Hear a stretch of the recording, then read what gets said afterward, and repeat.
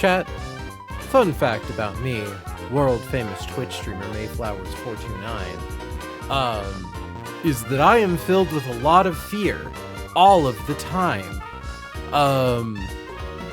As you can imagine, this makes Pokemon Emerald Run and Bun rather bad for my health. And you know what, chat?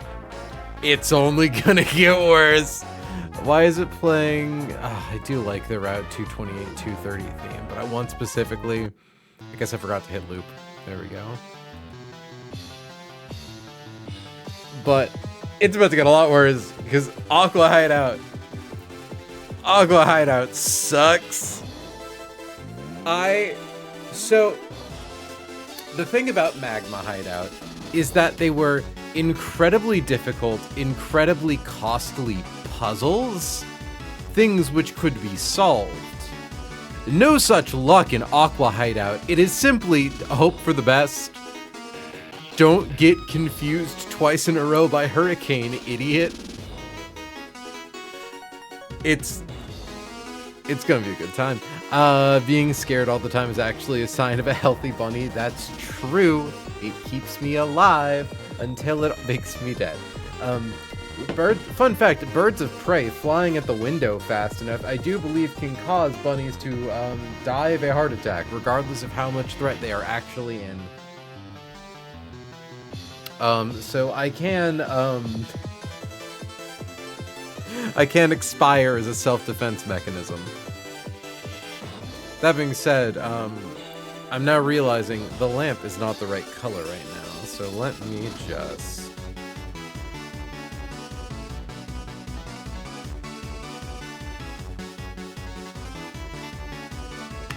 Alright.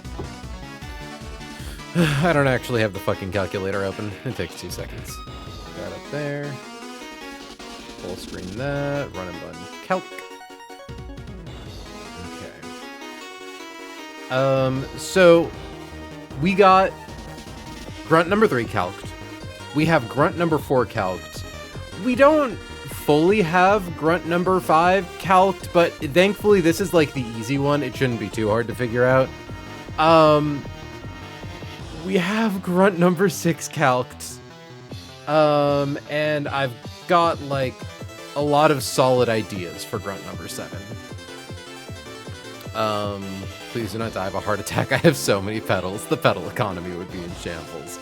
Understood. For your sake, chat, I will not die. But yeah, it's gonna be a time. Fuck grunt number 7, the worst one by far. Which one was that? Yeah. I mean, look, it's probably going to be the one fight where we're going to be sacking something. But like you can, I've discovered some funny stuff you can do with this Caracosta. So we've got some ideas. But in order to even get there, we need Kecleon to survive.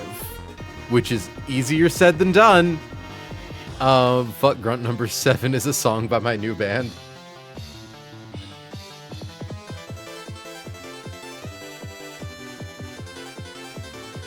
My new band for ADHD core music, the Focus Band. For ADHD kids with anxiety disorders. Okay. Do we have it written down? I think we already have it all written down. So, let's look at this. First things first, we need Eldegoss. We need Arcanine. We need Electrode and Kecleon. We need Roserade. And we need Turtonator. So, this line's kind of awkward. Let me make sure everyone's to level, by the way. Turtonator is 81. We are, in fact, going to be leveling up Kecleon to 81 for this. Thankfully, 81 is the level it needs to, like, be at. Like, it can't be higher than 81. So, we are able to get it up to here now. So... Level 81 Kecleon, 81 Electrode, Arcanine, Eldegoss we want to give a Citrus Berry. Hi, Turtle. Arcanine needs a Hard Stone, Electrode needs the Magnet, Kecleon needs the Ass-Pear Berry. Roserade needs, I believe... Yeah, needs the Life Orb.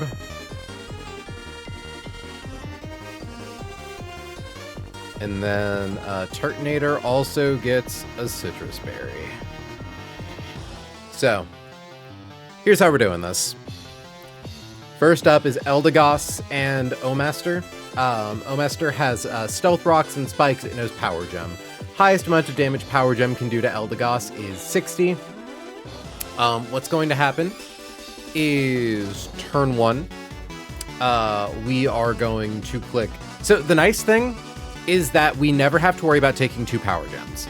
I believe there's like a 0.25% chance, or it might even be like a 1.2% chance that it uses Power Gem turn 1, because for the first turn on the field, it really wants to set up either Stealth Rocks or Spikes.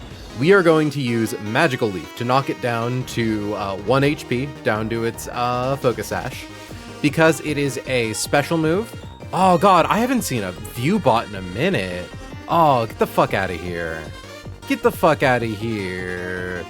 Speedy Screw-a-Goom.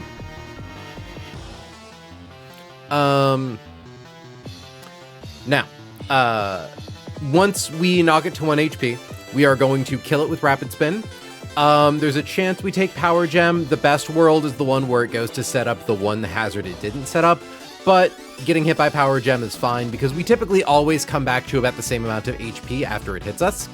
And the nice thing is, if turn 1, Omaster decides it wants to hit us with Power Gem instead of setting up hazards, Cotton Down procs, dropping its speed, so we get the fast kill on it the next turn. Very nice. And we would still kill it with Rapid Spin, specifically for... Actually, we probably don't even need to do Rapid Spin. We could probably just do Magical Leaf, but we'll do Rapid Spin just to make sure we get Crobat. Point is, we've used Rapid Spin at least once, so we have +1 speed stages. So we are faster than a Scavalier, we are faster than Lantern, we are slower than Crobat, and we show a kill to Acrobatics. There are no hazards on the field. We are going to swap to Arcanine on a Flying Gem boosted Acrobatics. We'll take about 47%. It's really hard to predict how much HP... Oop, hold on, we aren't in the rain right now. Let me confirm, those are both rock moves anyways. Oh yeah, Eldegoss is never baiting in Lantern. Okay. So, Crobat is likely to click Acrobatics. There's maybe a world where it clicks Heat Wave, but that's strictly upside. I don't actually think it can ever do that. I don't think Eldegoss's HP ever gets that low. We swap to Arcanine, we take Acrobatics, we lose at most 47% of our max HP. On the following turn, we are going to click Rock Slide into it. I think it's basically a toss-up for if it goes for Acrobatics or Super Fang at that point. I think it's probably always Super Fang, actually. We use Rock Slide, knock its HP down to about 20%, and then finish it off with a Extreme Speed. At this point, we are faster than a Scavalier, we are faster than Lantern, Crobat is dead, we are slower than Sharpedo. Sharpedo comes out, this is where we have to start hoping that we get good RNG. So first things first, Sharpedo sees a kill with Waterfall, sees a kill with Earthquake. I think it's possible that it sees a kill with Dark Pulse, but I'm not 100% certain about that. It kind of doesn't matter. The main thing is that it never sees a kill with Ice Beam.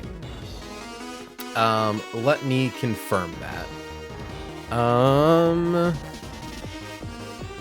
Because we want to make sure that the swap we're doing is never on Ice Beam. Otherwise, we need to give Electrode pre-status or an Asper Berry.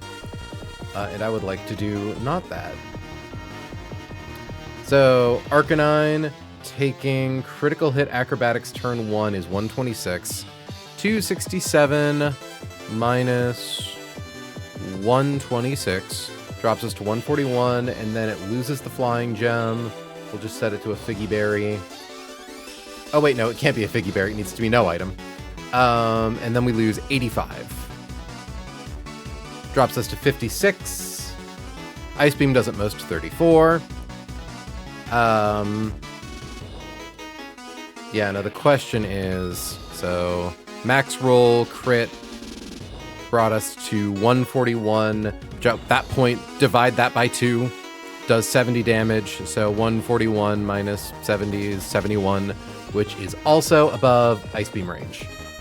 It is actually completely within Dark Pulse range. So there's a chance it'll be Waterfall, Dark Pulse, or Earthquake. We are going to swap to Electrode. Now, the nice thing is that none of the moves we swap in on kill us. Even if we somehow swapped in on Ice Beam, that never kills us. The important thing is we swap to Sharpedo. Sharpedo comes out, we swap to Electrode. It gets +1 speed. We are still barely faster than it. Now, the worst situation is we get hit by Earthquake. The second best situation is getting hit by Dark Pulse. The best situation is coming in on Waterfall. The even best situation is coming in on a Waterfall that then paralyzes Sharpedo from static. The thing about Waterfall is if we take Waterfall, being crit by Waterfall never puts us into range of baiting a second Waterfall, because Waterfall is the only move that has a chance of killing Kecleon on crit. But it's the lowest damage move on Electrode. The nice thing is even if we get hit by Earthquake, it's pretty unlikely we show a kill to Waterfall, barring like max roll. Assuming there's no crit. Dark Pulse is also fine for all non-crit ranges and most crit ranges. Yeah, we just need to like say above 78 HP. So this is where the RNG bonanza begins. We have a magnet. We're going to click Volt Switch. It has 224 HP. So there are 1, 2, 3, 4, 5, 6, 7 ranges where we can one-hit KO Sharpedo. So that probably puts our odds at about like 1 in 3 because of Focus Band. Now, if we kill it with Volt Switch, just right out the rip, awesome, fantastic. If we drop it to Focus Band, hey, that's our first bad roll of Focus Band. What's most likely to happen, though, is that we just don't. In comes Kecleon. Kecleon has an Asper Berry in case of Ice Beam Freeze. Kecleon's best scenario swapping in is on an Ice Beam non-crit. Dark Pulse is also pretty okay. Anything that sets us up to be able to live at least one Waterfall is really, really nice for us. But what's going to happen is Sharpedo is going to be at most like 9% HP. We're going to click Fake Out. We are going to hope that we kill through Focus Band. If we fail to kill with Fake Out, we are going to click Sucker Punch and hope that we kill through Focus Band. In the world where we get hit by non-crit Ice Beam into a Waterfall, into non-crit Waterfall, we get one more Sucker Punch chance. Otherwise, Kecleon does just die. Not great, not poggers.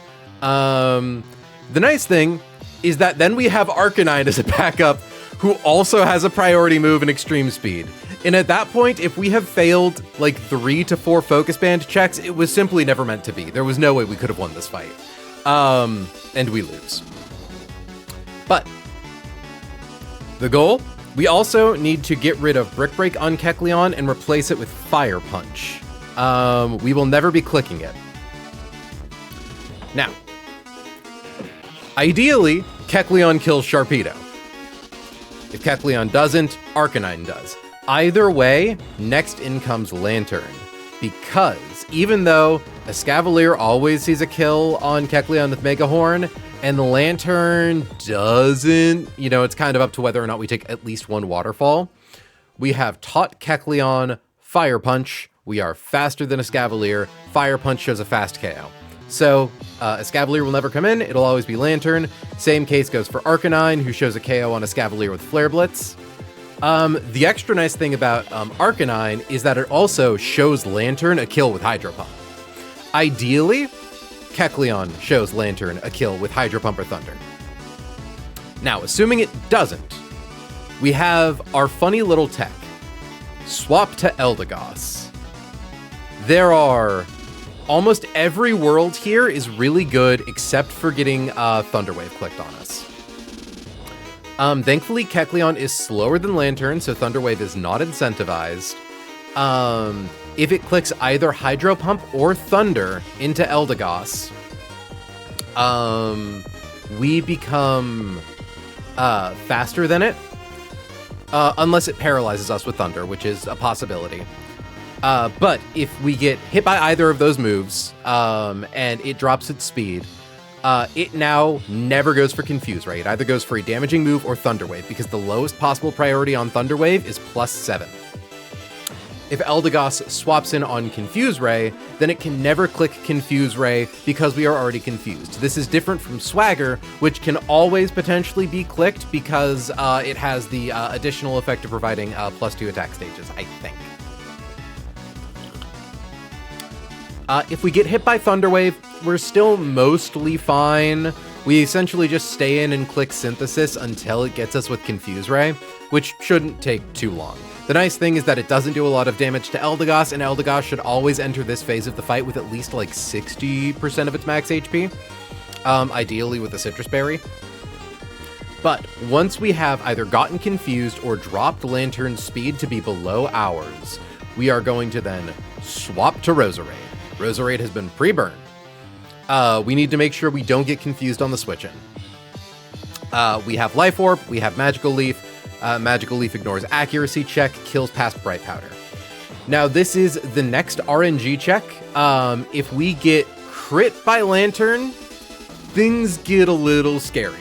Not that scary. They seem scary, but they're actually kind of tame for the RNG check. Now, assuming we don't get crit, assuming we just get hit by regular Hydro Pump or Thunder, in comes a Scavalier. A Scavalier will see a kill with Iron Head or Mega Horn. The nice thing is it always sees a kill with Mega Horn, so it never goes for Swords Dance. If we get crit, the 2 turns of burn damage plus a crit high roll could put us in kill range of Drill Run. The reason this is scary is because we are going to swap to Turtonator. Turtonator thankfully cannot be crit. There is basically only there are very few worlds where Turtonator gets hit by Mega Horn and then dies to Drill Run. The ranges do not overlap very much. It's 126 plus 70 is the 2 high rolls. Comes out to 196. We have 191 HP. So we have 5 HP flex. Which is kind of spooky, but it's also kind of the best we get. But the important thing is that Turtonator is barely faster than a Scavalier.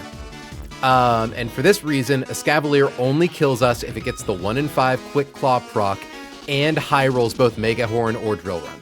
There is notably also a world where we get hit by Drill Run twice. Thankfully, with the Citrus Berry, that is not a guaranteed death sentence. It's still scary.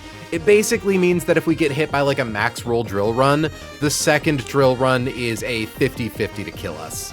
But again, if we lose Turtonator here and we fail to kill, we also get another chance vis-a-vis Arcanine with Flare Blitz. And if we got screwed by a bunch of Quick Claw procs, it was never meant to be. The same rules as Sharpedo. And if Turtonator swaps in on Iron Head, we win. There is no combination of rolls where Iron Head into Drill Run kills us. It never clicks Drill Run off of a Quick Claw proc, or Iron Head off of a Quick Claw proc, so we don't need to worry about getting flinched. And there is notably also a chance where if we show a kill to Mega Horn with Roserade, when we swap into it, there is just a chance Mega Horn misses. So yeah, it's not the safest line on the planet, but it's kind of the best we can do. So, chat, say it with me, do it scared. Move that a little. I don't know why Streamlabs has decided it wants to alter the width of the chat box. You got this, do it scared. Okay, and you know what? Now let's do BDSP. Actually, I wonder, does BDSP have a version of the casino theme? I didn't even think to look that up. Oh, it totally does.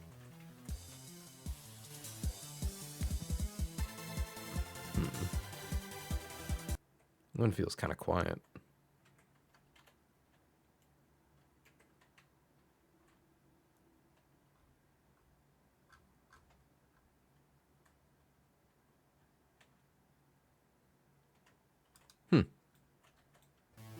This is an official track, right? It's not like a fan track? Yeah, okay, it is. It's just kind of quiet. Alright. Help, we're being altered in the Streamlab unethically.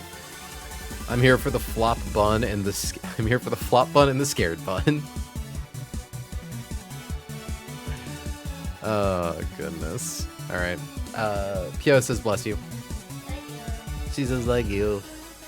You could probably hear her say thank you. Alright.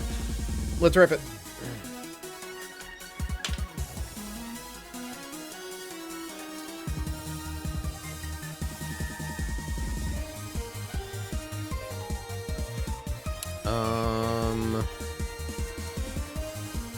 None of the guys on this team are able to fly. Do I already have Freaking It on the team? I do have Freaking It on the team. So let's go get Freaking It Fire Punch.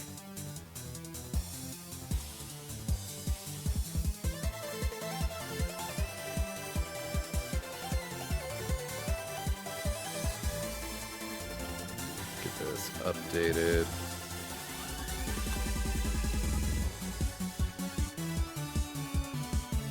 And of course, worth noting, Freaking It changing types due to Protean doesn't affect any of the ranges here.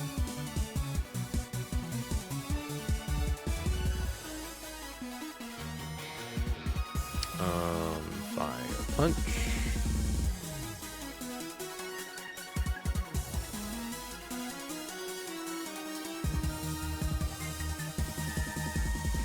I really hope we get through this line nice and safe, though, because next fight is really fun. It's really stupid, but I'm really proud of it. There's a cat in my crotch. Oh, he got shy.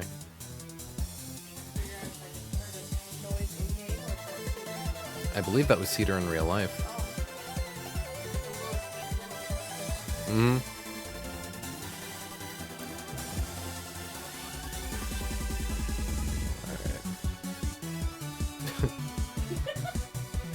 Not a cad.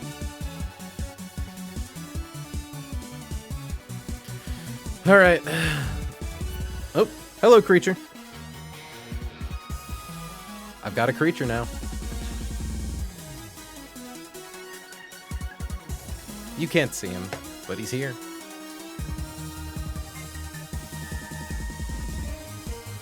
I wish that I could lift him to show you, but that would probably disturb him too much and he would leave. Pari.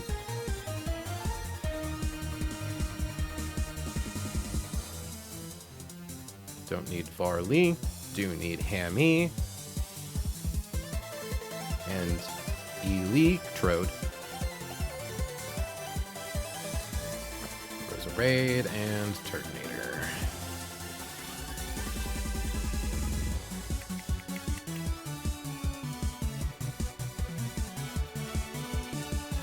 I can't believe I actually finally got auto-modded after all this time. I feel like auto-mod did kind of finally, like, chill a little bit. Apply status. Burn. Yeah, burn. Rose.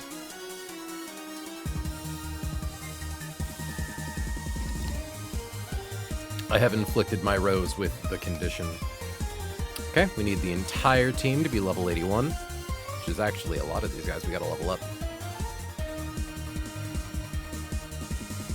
Endless candy.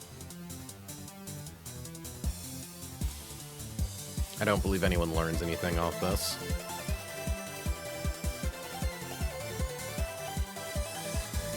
Okay.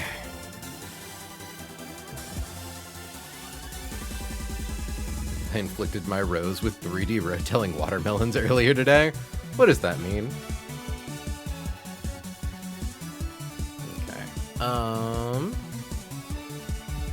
Pari needs citrus. Hammy needs a rock.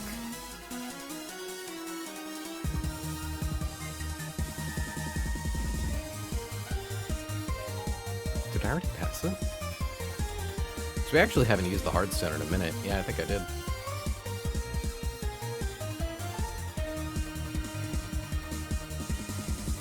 Damn, it's been a long minute since Hammy was kind of like our big guy. Mostly these days, he's just kind of clicking Flare Blitz. So Comfrey gets the magnet.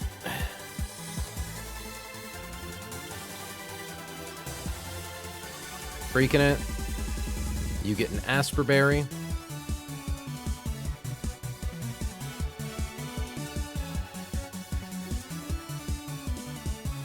Rose, you get the Life Orb.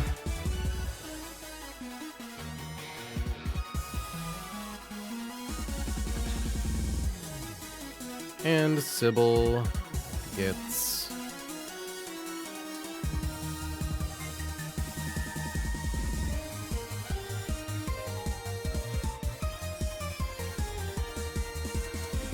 a Citrus Berry. I put the ref in Discord? Alright, I'll check. I see. Crash Bandicoot GBA looking ass sprite.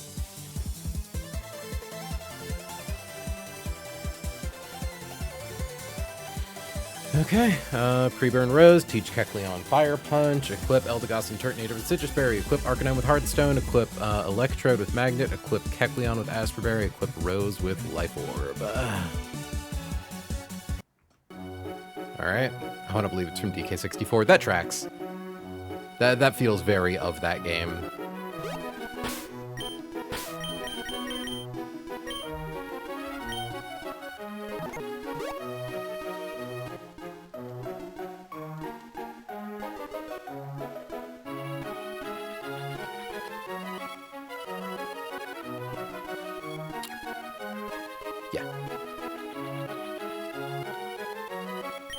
Repellent is deactivated. Repellent is activated.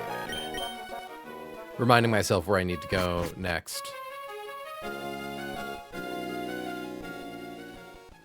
Because, yeah, this is grunt number 3. Okay.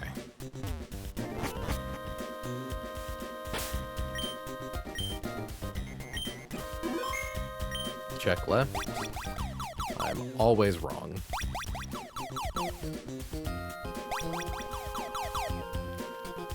Okay. We just fought this grunt.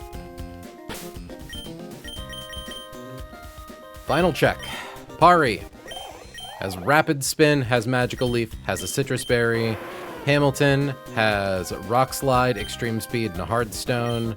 Electrode is holding the Magnet, knows Volt Switch. Freaking it has the Asperberry, knows Fire Punch. Roserade has been burned, knows Magical Leaf is holding the Life Orb. And Sybil has a Citrus Berry. And Overheat. You're level 81. Everyone else is level 81.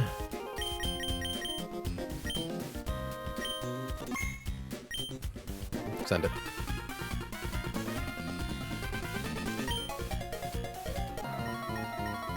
All right. First things first. Oh, Master. Amistar. It is basically guaranteed to set up Stealth Rock or Spikes turn 1. We do not care which one, we just prefer that it be one of them. I think best scenario would be Spikes, technically, because there's a chance it sets up a second layer of Spikes turn 2. We are going to click Magical Leaf. It does 102%, but it has a Focus Sash. This does prevent proccing weak armor. Stealth Rocks, it's fine. Now, the more HP Pari has now, the better we have to deal with Lantern later. So we are really hoping that Omister sets up Spikes right now. Power Gem, that's fine. No crit. Okay, no crit's good.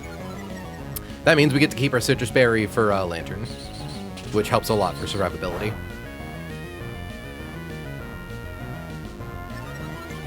Alright, we get Speed Boost. Stealth Rocks are gone. We are faster than Escavalier. We are faster than Lantern, so the first thing that sees a fast kill on us is Crobat. Out of curiosity, I think that was a max roll Power Gem. Hold on, was that... Yeah, that was 85, wasn't it? Hold on. 210 minus 125. Yeah, 85. That was max roll. Jesus. Hi Rose. Welcome to stream. All right. Crobat here only sees a kill with acrobatics, so it's gonna click that. We are going to swap to Ham.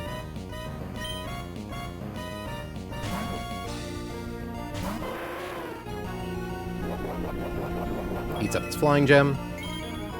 We take at most 31% without crit. No crit. I believe Dark Pulse is no longer a move that Sharpedo can click. Okay. I believe it is basically guaranteed to click Super Fang. We are going to click Rock Slide. Cuts our HP in half, so we lose like 90. 93.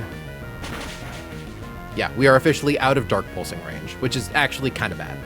I don't know. If it goes for Waterfall, that's really good. It causes a stickiness towards the ends, where now the odds are higher that we get the best case scenario, and the odds are higher that we get the worst case scenario. We are going to fight. We are going to click Extreme Speed.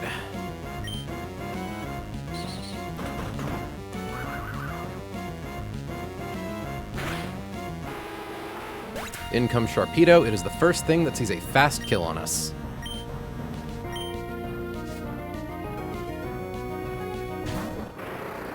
All right, chat. The first real RNG check begins now.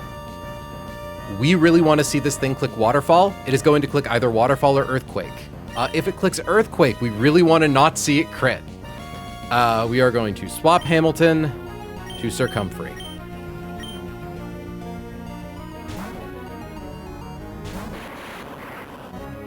Waterfall, nice. Okay, if we get static proc, that's even better. Okay, no static, that's fine. Regardless, this now means that it only sees kills with, it actually doesn't even see a kill with Ice Beam. That's crazy. So it's just going to go for highest damaging move, which is either Ice Beam or Earthquake. We would prefer it go for Ice Beam. That being said, there's like a 1 in 3 chance we just kill it outright right now. And if that happens, we are really, really happy. Volt Switch.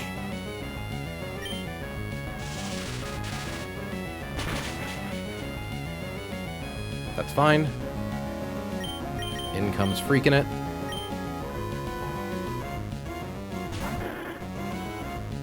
Earthquake does about 57% without crit.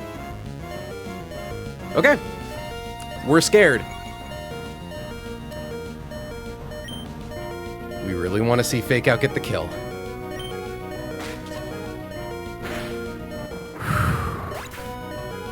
We're actually in a really good spot, because I believe now we always show kill to Lantern. That crit was really advantageous.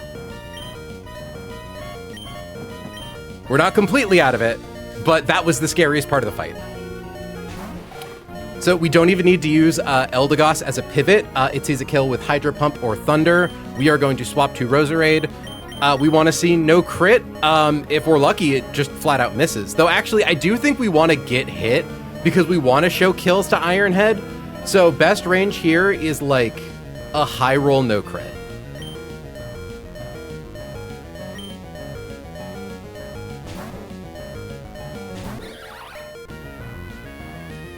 Okay, that's mostly fine. We have arrived on the scene. We are not wasting this opportunity. We're clicking Magical Leaf.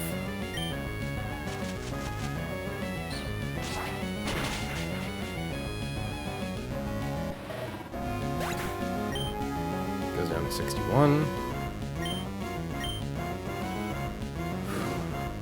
Okay, 150.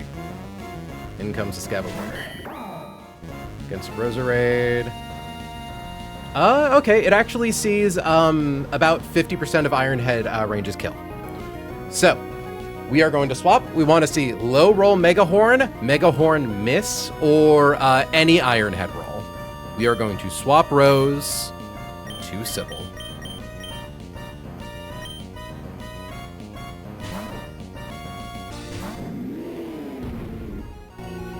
Ironhead, nice! We win. This fight, at least. Sorry for the scream, wife. Highest roll possible on Drill Run is 126, and it only gets to use it if it procs Quick Claw. Didn't even proc Quick Claw. Oh, okay. Oh, that shark was so scary. We had 2 chances, because Fake Out still would have flinched it, and we could have gone in for a Sucker Punch.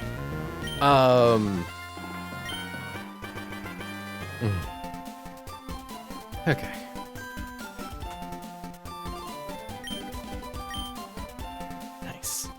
Nice. Okay.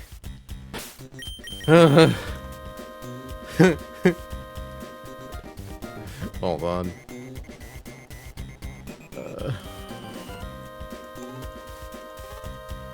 Focus, band, RNG, check. Passed. Out of curiosity, Kecleon took 135 from that earthquake.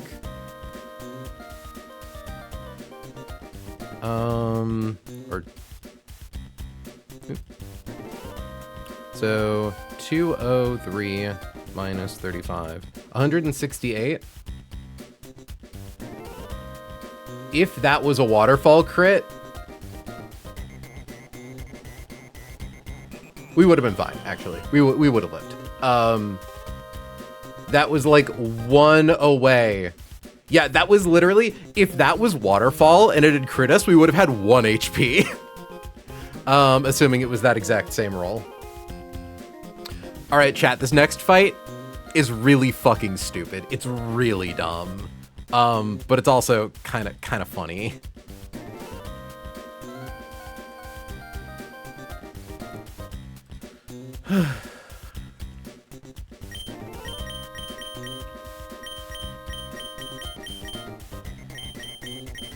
Please.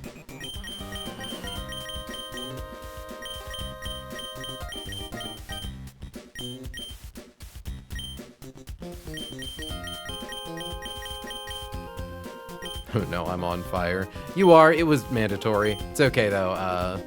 It all worked out.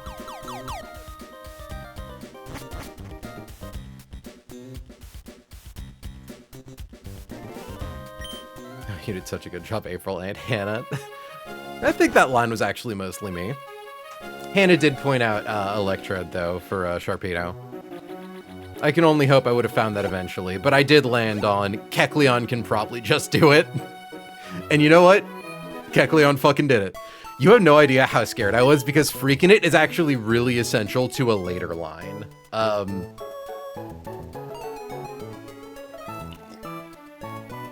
But it was also our only guy who had the combination of, like, could, like, relatively safely live a hit from Sharpedo and use Fake Out and use a priority move. The only other thing that could have... No, Togedemaru couldn't have even done that because it only has Fake Out. Though at that point, Togedemaru could have hoped to bait it to hit into Spiky Shield. Either way. Okay. No more casino music, though, because I am sick of it.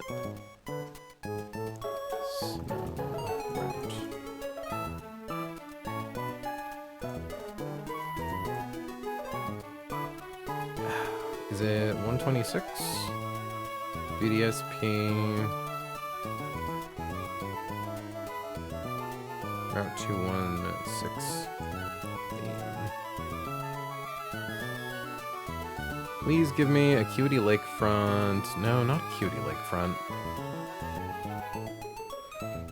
Very glad you had a really good Kecleon on the Primo. Answer there is normally Galissapod. Yeah, no, thankfully, God bless freaking it having an attack stat of 30 and decent defenses. Yeah, no, 19 HP, 23 defense. 23 defense really did pull weight there. Hold on. What is... It's not... Okay, it is Route 216. Yeah.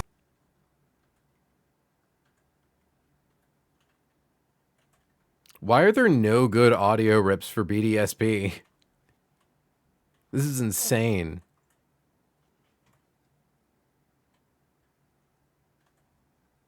Yeah, like, what?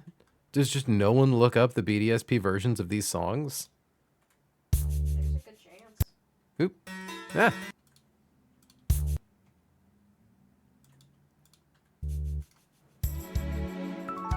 There we go. I mean, maybe I just do the original crunchy versions then. But, ugh.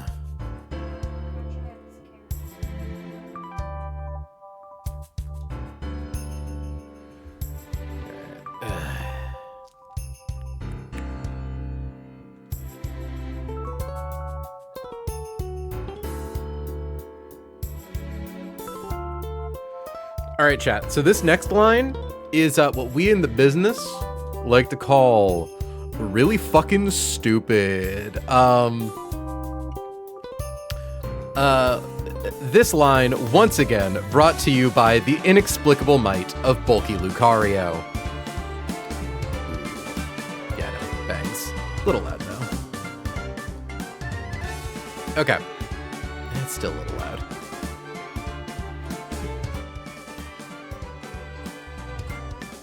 There we go. So, what are we doing here? For this fight, we need Greninja. Where are you, Soul? I should get everyone down here in box 2. That way I don't mistake them for being usable Pokemon.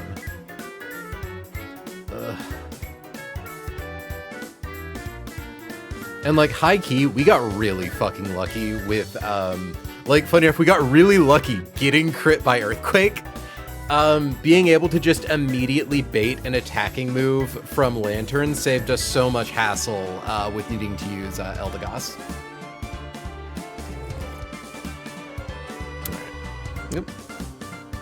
My hand is sticky. I guess I got coffee on the side of my mug. So, we need Greninja.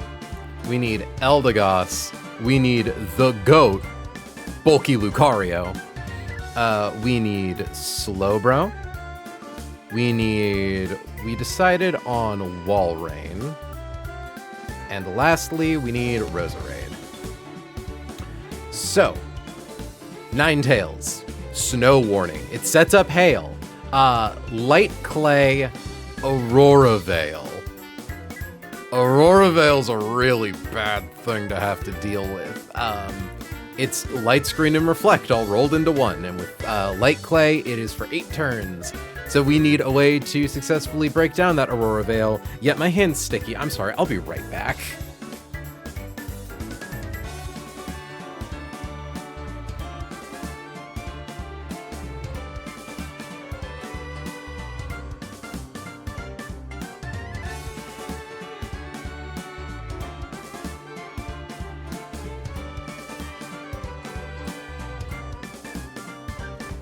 There we go. There was like a little bit of coffee creamer on the side of my mug, so got my fingies sticky. So, the funny thing is that we're actually kind of annoyed because Aurora Veil, to my knowledge, does not actually have the same AI as Light Screen and Reflect, which is to say it doesn't get a boosted use chance if the user is holding Light Clay and like the player's Pokemon have a move that is reduced by the associated screen move. It is just always a +6 to be used, which is really frustrating. Because the only way we could realistically get past this thing is like, you know, close combat on Lucario into this thing only does like 78%. Ninetales is really bulky. Well, it's not really bulky, but like its fairy type makes fighting hits neutral into it. So spamming Brick Break isn't a consistent strategy because there's a chance it might just click Moonblast and fuck our shit up. The alternative is to simply accept our fate, give Lucario Metal Coat, and like try to kill it through Aurora Veil, which we can do. You know, we can just accept that Aurora Veil goes up 1/4 of the time and try to take it down with someone else. But we decided, fuck that. We're gonna do the dumbest possible line here. Step 1, send in Greninja. Greninja, notably, we are leaving at level 79, because a Greninja at level 79, the speed tie doesn't really matter here, but it's kind of fun. Speed ties Ninetales, which means Ninetales thinks that it's faster than Greninja. It sees a one-hit KO with Moonblast. Fast Kill will always out-prioritize setting up a screen. Notably, it also has Nasty Plot. We are going to swap to Eldegoss, and this is the beauty of this line. Eldegoss is going to hold a Citrus Berry, and Eldegoss is going to be pre-frozen. Because if the AI doesn't see a kill on you, and doesn't see that you kill them and you are incapacitated vis-a-vis frozen or asleep, it gets +3 usage priority to stat boosting moves, like Nasty Plot. We are swapping in on Eldegoss, or Eldegoss is swapping in on a Moonblast, so Ninetales does a hit and suffers Cotton Down, dropping its speed. And because of the range on Moonblast, we are giving Eldegoss a Citrus Berry. In the Hail, I should probably confirm, do frozen Pokemon still lose damage in the Hail, right? That's not a thing. Frozen status Pokemon. Control F. Hail.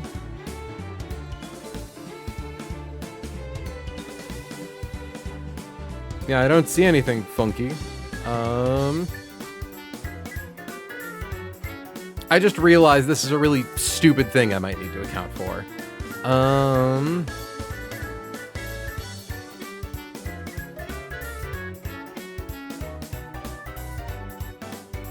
Yeah, there's only one reference to hail on the Frozen page, and it's, unlike other status conditions, the freeze status can only be caused by moves. And it's showing Blizzard's move stuff because it can inflict freeze, and it's referencing that it's perfectly accurate in hail. Yeah, point is, because of Eldegoss's special defense stat, let's assume we take highest roll Moonblast.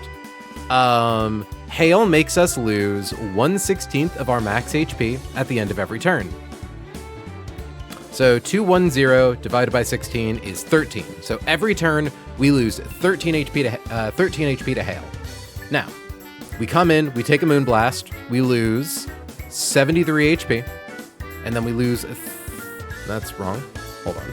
210 minus 73 minus 13 drops us to 124, which is above any range of freeze dry. Obviously, if it low rolls, we're fine. Now, if it crits, high roll Moonblast, 109, procs Citrus Berry, heals us back up. But the important thing is that the lowest range of Moonblast is 93. 210 minus 93 is 114, minus 13 is 101. The lowest roll on Moonblast after Hail Chip always procs Citrus Berry. So Eldegoss will always be outside of the kill range for Freeze Dry. Why is this important? Because if we don't show it a kill with Freeze Dry, it is legally required to click Nasty Plot. Aurora Veil is only +6 usage priority. Highest damaging move caps at +8 if it doesn't see a kill. Nasty Plot has a minimum of +9. So it always goes for Nasty Plot, which means a free swap to Lucario. Because Eldegoss took a Moonblast hit earlier, Ninetales is now slower than Lucario. We come in, we kill it with Meteor Mash, it never set up Aurora Veil. Now here's where it gets even dumber. We are giving Lucario the Life Orb. We show a fast one-hit KO to Ice Cube. It doesn't know how Ice Face works, so we don't need to worry about that. We show a fast one-hit KO to Walrein with Close Combat. We show a fast one-hit KO to Clefable with Meteor Mash. We show a slow one-hit KO to Sandslash and it does a lot of damage with Earthquake too. We're coming in, taking 2 turns of Hail Chip, and losing 1/10 of our max HP to Life Orb. That Earthquake probably sees a kill. We have Vacuum Wave. A priority move that one-hit KOs Sandslash. We one-hit KO Sandslash. in comes Ice Skew. It sees that we fast one-hit KO with close combat. Hitting Ice Skew with a special attack ignores the effect of Ice Face. Because we show a fast kill on it, it can only click Aqua Jet. If it clicks Aqua Jet, the most it can do is like 18%. It's like 40 damage. We click Aura Sphere, and now it'll try to get us with Aqua Jet again, except we have Vacuum Wave. So our priority is faster than his priority. So we kill Ice Skew, assuming we don't just kill it outright with the first Aura Sphere. Then in comes Wall Rain. This is where things get complicated because it is Bright Powder, so we can't guarantee KO with close combat. Thankfully, the AI doesn't consider any of that. But Lucario comes out of this like worst case scenario with like 30 HP still. Bulcario is able to use 1, 2, 3, 4 attacks with Life Orb and survive 2, 3, 4, 5 turns of Hail Chip and a critical hit Aqua Jet. He's so powerful. He's so cool. Now,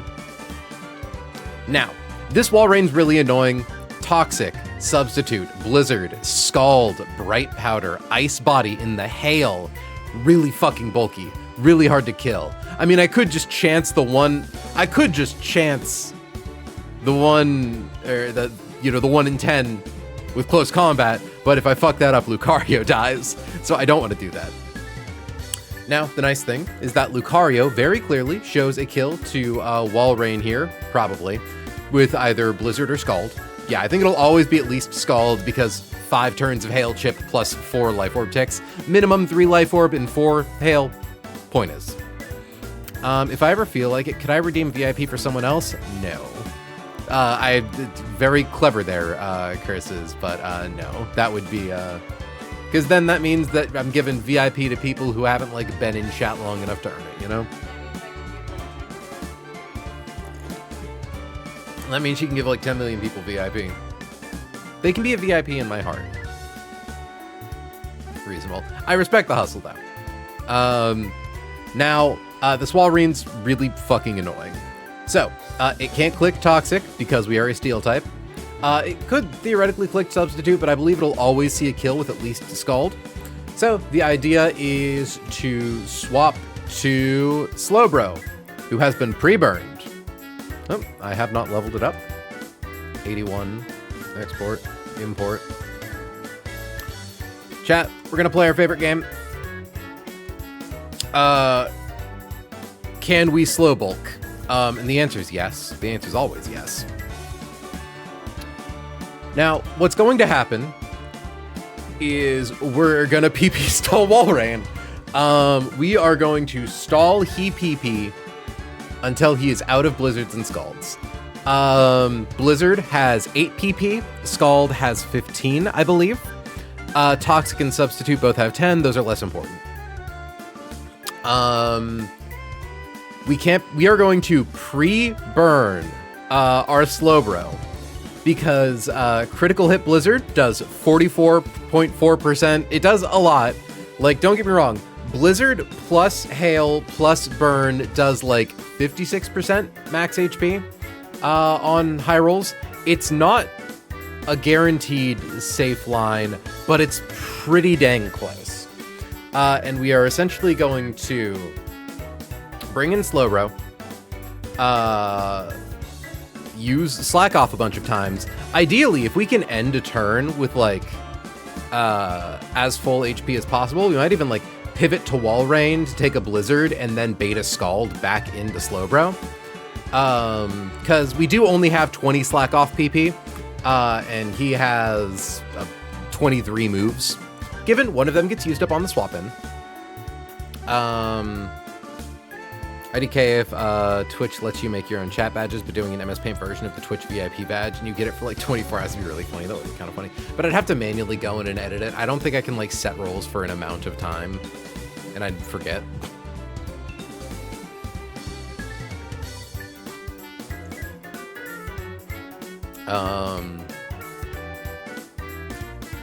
Yeah, PT VIP, pay to very important person. So, It's kind of a crapshoot with Walrein, but ideally we're swapping in on Scald. And if we take a Blizzard, all we gotta do is... Like, the nice thing is that we would need to get 2 max roll Blizzard crits to be at risk of dying straight out the gate.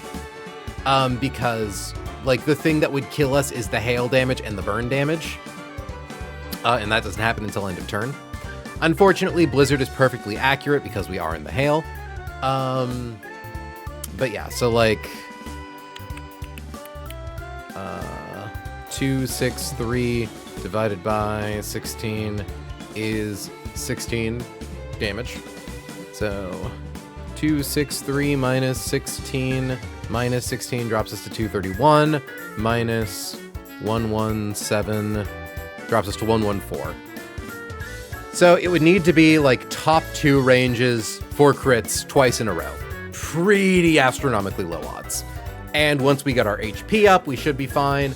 Ideally, we can start maybe doing some swapping around once we get it down to Scald. Because once it's out of Blizzards, we can swap to Eldegoss to take a Scald, which thaws it from being pre-frozen from Ninetales earlier. We could maybe even synth up for a little 25% extra HP. Probably take a Toxic.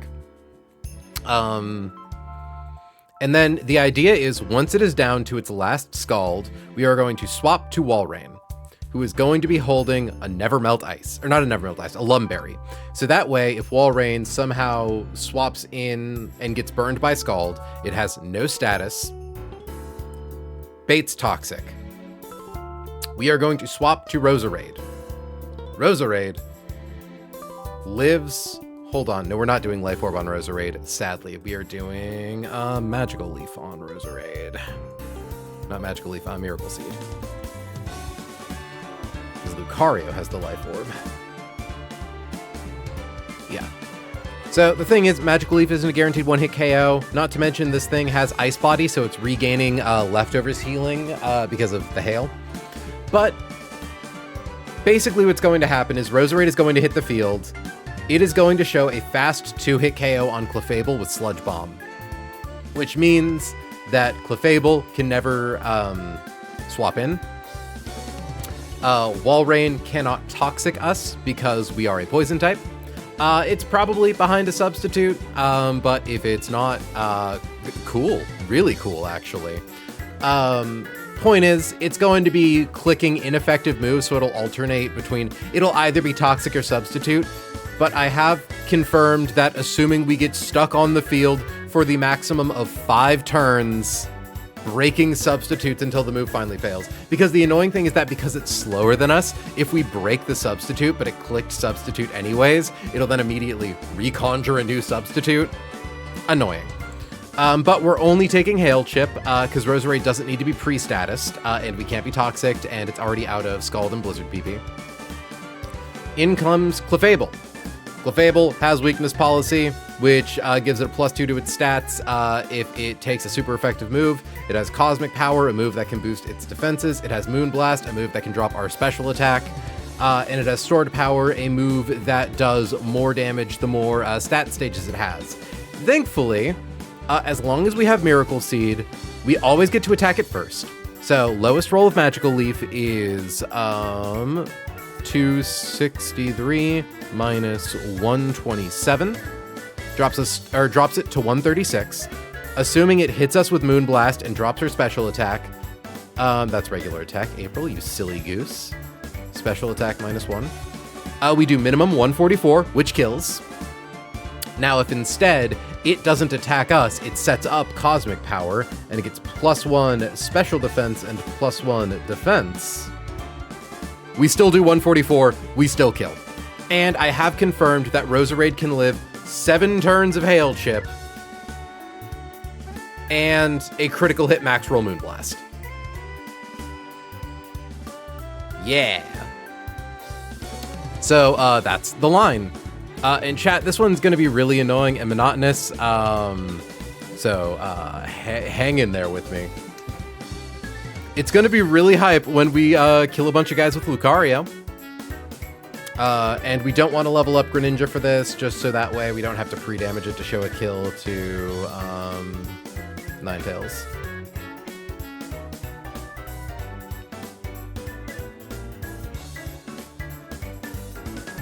And hell, all things considered, like, yeah, Greninja can probably swap in on a Scald if we need it to.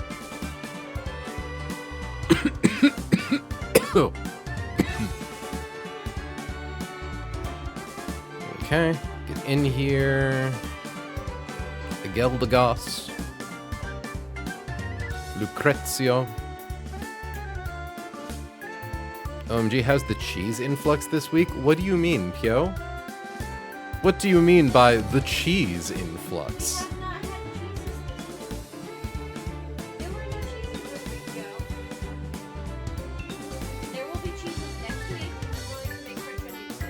We are going to make French onion soup next week.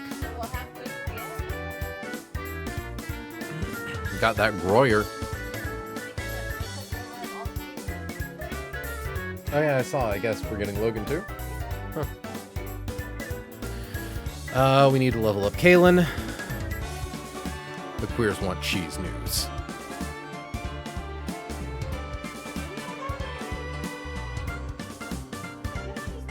So negative cheese influx this week. Yes?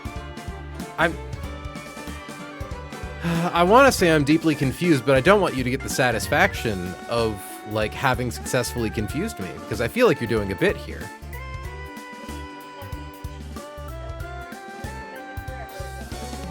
Okay, so... Eldegoss gets a Citrus.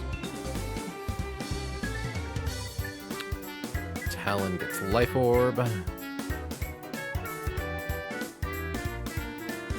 Kalen gets Lepa Berry, her favorite.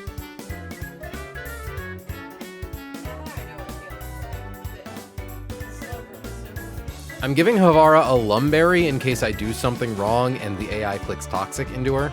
I'm willing to waste the berry for the slightly more consistent.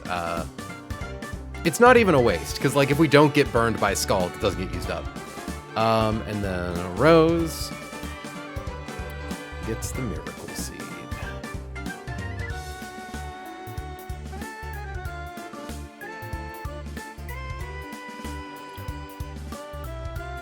It's a continuous bit of asking how cheese consumption is going for you and Mint Mod. Fair enough, I guess. Pre-freeze Elda. Pre-burn Slobe.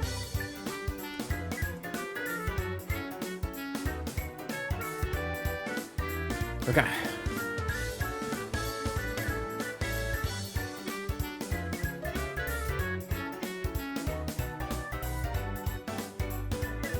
Apply status. Burn.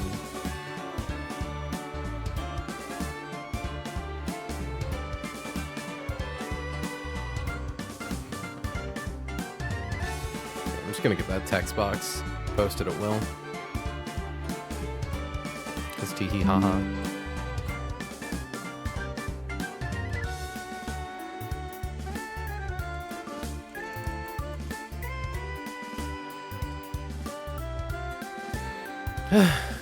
Okay, Kronos is always doing this to her SMH.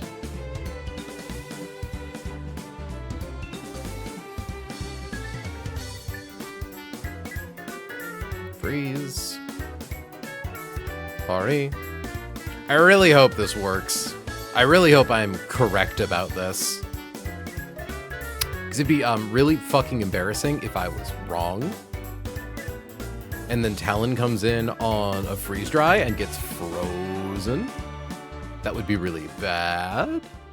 But I should be correct. It'll only ever go for Nasty Plot.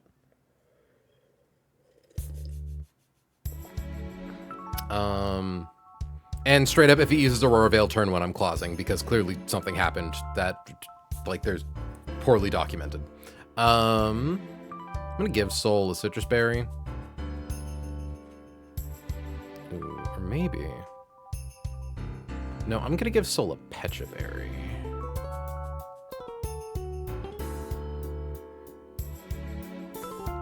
Nah, Citrus. Citrus.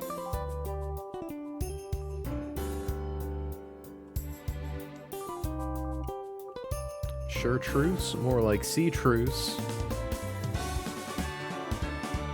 Okay.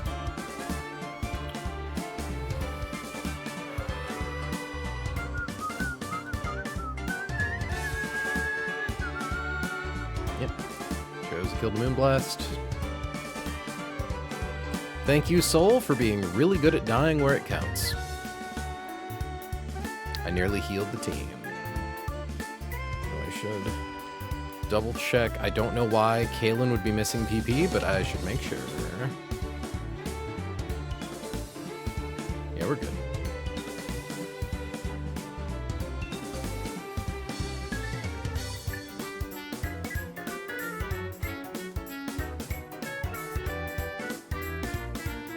Alright, chat, let's book it. Let's book it! By the way, Hannah, if you're listening right now, do you know how fleeing works?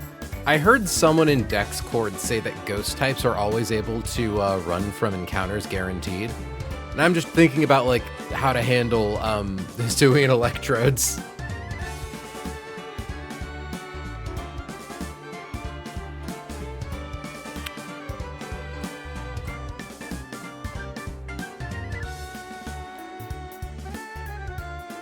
Okay.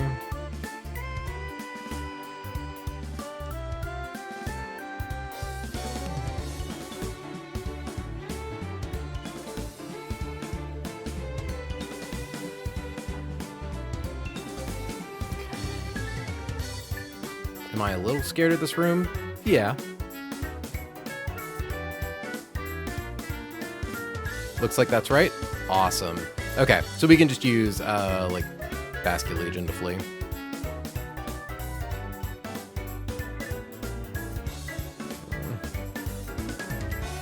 I don't know where to walk, and I'm scared to walk to the right. Oh.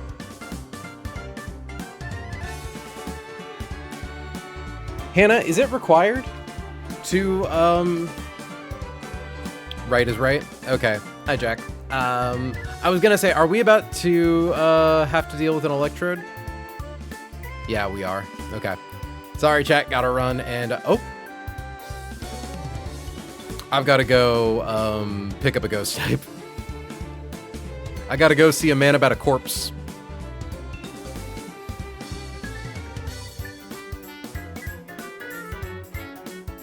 That's really cool, though, that they can just do that. I got that info from someone when I was asking if it was legal to use Fluffy Tail for getting away from those electrodes. Who is least afraid of fighting? It would probably be Mordwin. Just in case something goes horribly wrong.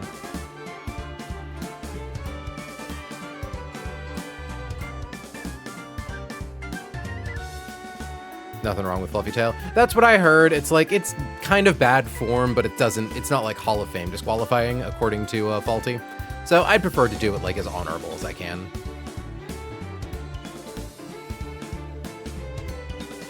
I'm shocked how virtuous of a run this has been. The fact that we've only clawed once. Well, that's... Well, then, like, knocking on... Like, if I have to claws again, so what? I claws.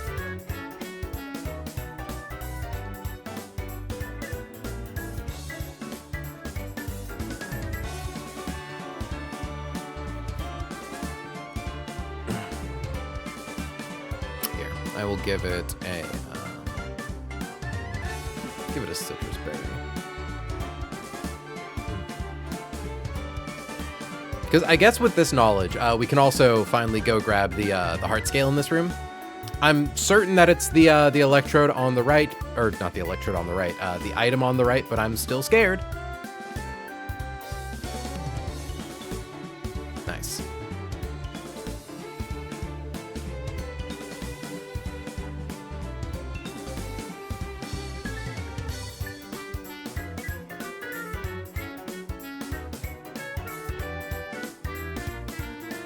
Okay, squeeze under here.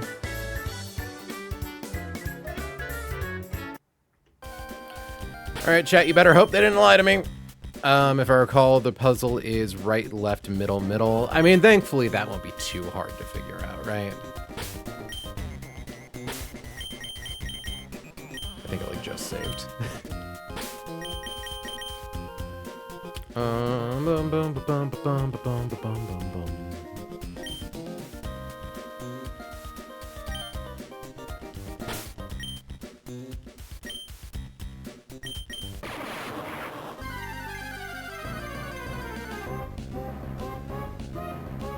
Hi, Electrode. We don't get to catch you because we already have one.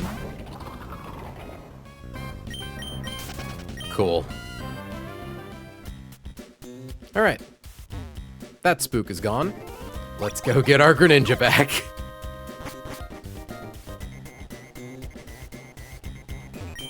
Thank you, Mordwin, the landmine disposal anchor. It's like the anchor we drag along the ocean floor to like set off sea mines. It just gets frustrating since, if I recall correctly, wrong, to teleport you back to the entrance. That's fair. That does make it more annoying to memorize.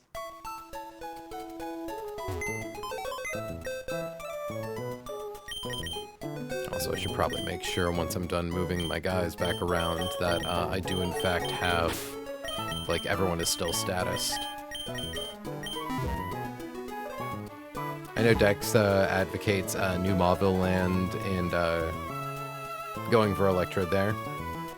Or, you know, Dexa advocates New Mauville Land and going for Electrode. Yeah, no, that's why I got my Hisuian Voltorb there.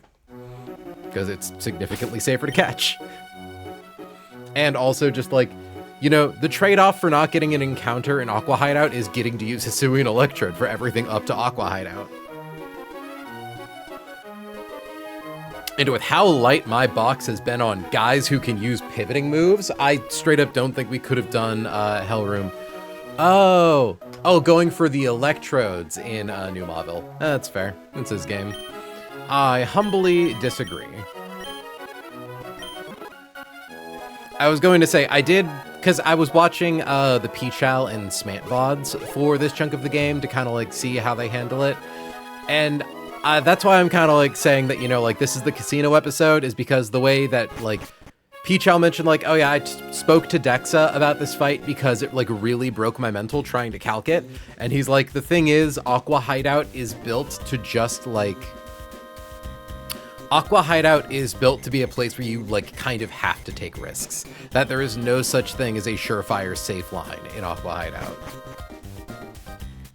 Nobody agrees with Dexa there. What, on going for the Electrodes in New Mauville? Fair.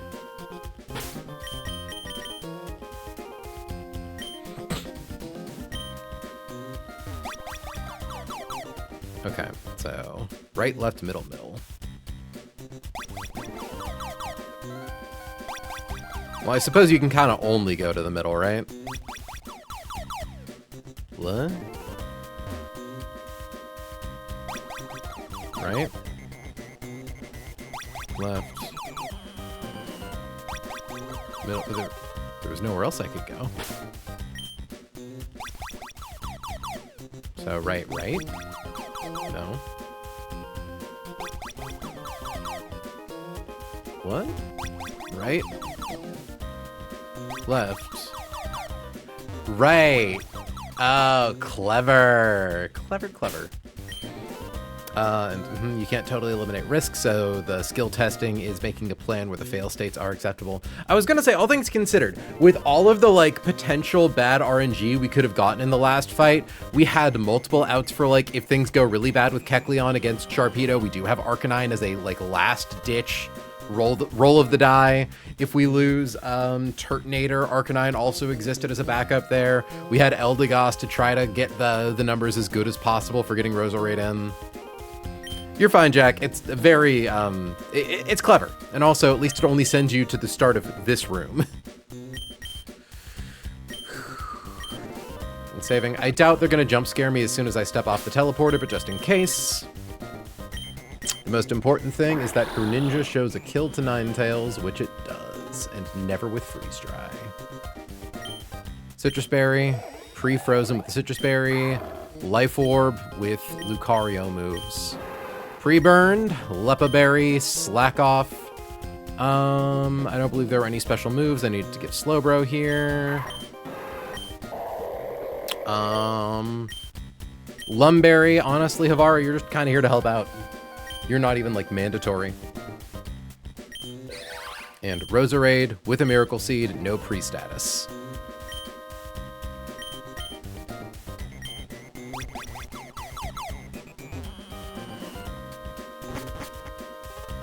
Okay.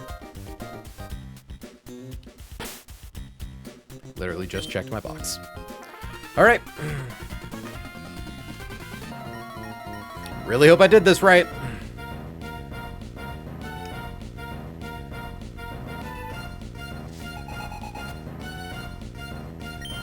Out comes Ninetales. Out comes Soul. Ninetales sets up Hail. Sees a one-hit KO with Moonblast. We are going to swap to Pari.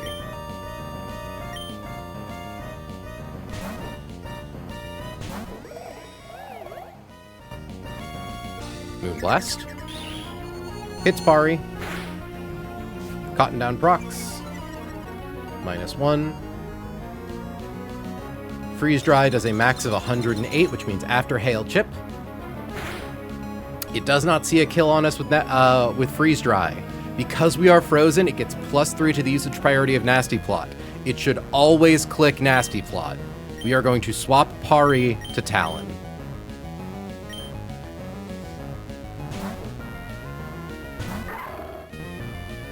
Nice. I feel so fucking smart for that line. I felt like such a genius coming up for that to like get the most out of Eldegoss. How it always lives. Moonblast always puts it into the correct range to never show a kill to Freeze Dry as long as we give it a Citrus Berry. Talon is faster. Meteor Mash does big damage.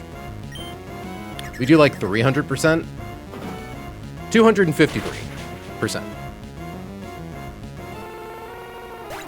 Okay, it's going to send in the only thing that isn't slower than us, which is Sand Slash. Hell, Sand Slash might even see a kill with Earthquake. It doesn't. It's one too high. In comes Sand Slash. It wants to click Earthquake. It does 174 damage. However, Vacuum Wave with Life Orb kills. Lamau. Okay, I'm gonna go play some Peak. Have fun, Rez. Thanks for hanging out. Take a little more from Lorb. It's just going down the line now. Because we show fast kills to everything, it's just gonna be Ice-Q. Ice-Q wants to click Aqua Jet because we show a fast kill on it. It doesn't see a kill with Icicle Spear. Pre-freeze to abuse setup AI is definitely one of my favorite strats in the game. We'll take advantage of the opponent's Hebrews. Well, it's specifically like the 2-for-1 combo of getting the free stat drop from Cotton Down and abusing setup AI. We are going to click Aura Sphere, which has a chance to just immediately KO. Worse than a coin flip. It's probably like a 1 in 4. Aqua Jet does at most 40% on a crit. Or sorry, 40 damage on a crit. It crit.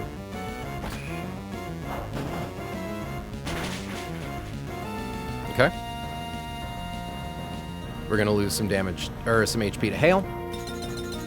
It obviously wants to click Aqua Jet again. Thankfully, we don't need to worry about taking a lot of Aqua Jet damage, because we have Vacuum Wave to outspeed its prio.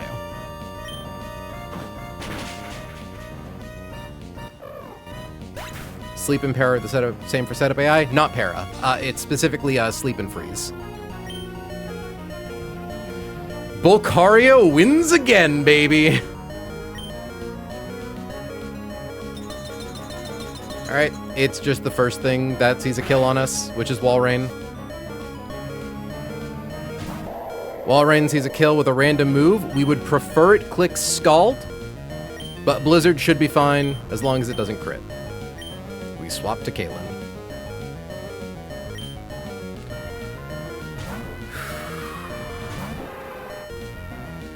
Blizzard, okay. 7 Blizzards remain. No crit, okay. That was probably the scariest roll of the Walrein phase.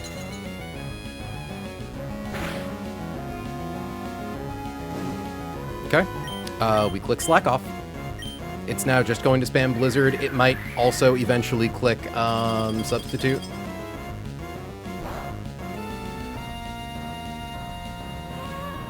Six blizzards remain.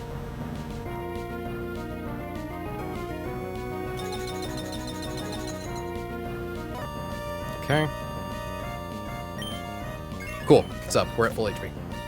Well, full in air quotes. Do need to be cognizant of that.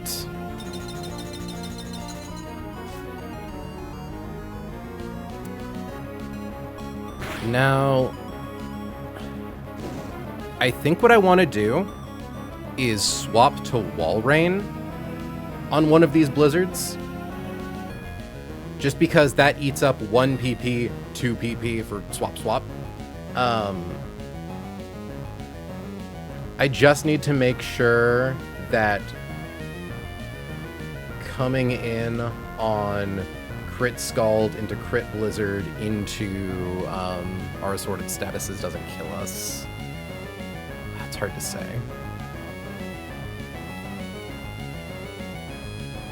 So let's see.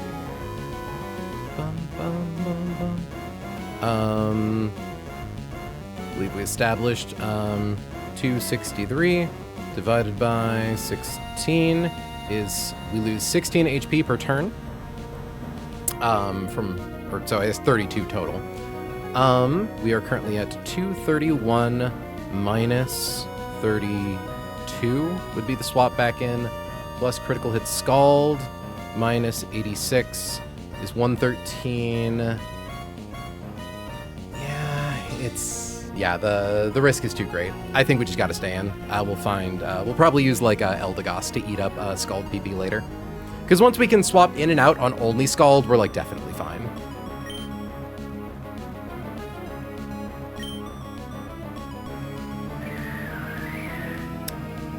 Down to Blizzard number 5. Oh yeah, definitely Lepa Berry.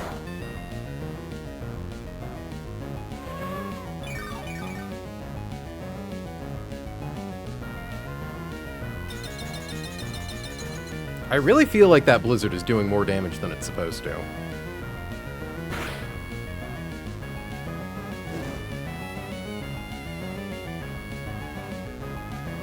We take top end to 78 without crit. Oh no, it's because it was coming off of the 12% damage from before, so it looked like more. So, swap in Blizzard, slack off Blizzard. Okay, so swap in plus 3 slack offs is 3 blizzards and substitute. Yeah. Okay. Click. Slack. Yeah, definitely better than a calc error. So I'm looking at it right now and I'm like, no, I'm the right level. I didn't accidentally increase my IVs in here. Yeah, no, I think that's right. I think it just looked kind of scary. Because, yeah, we still lose an eighth of our max HP at the end of every turn.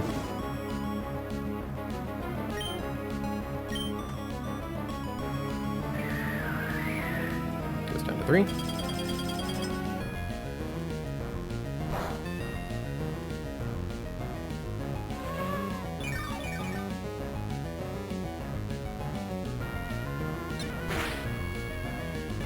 Okay. Then comes another blizzard.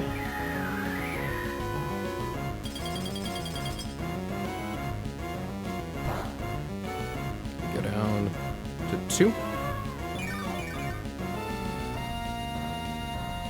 And I think actually we could swap to Wall Rain on the last blizzard, so that way we swap in on the Scald and don't take a blizzard afterwards. It's just Scald into Scald.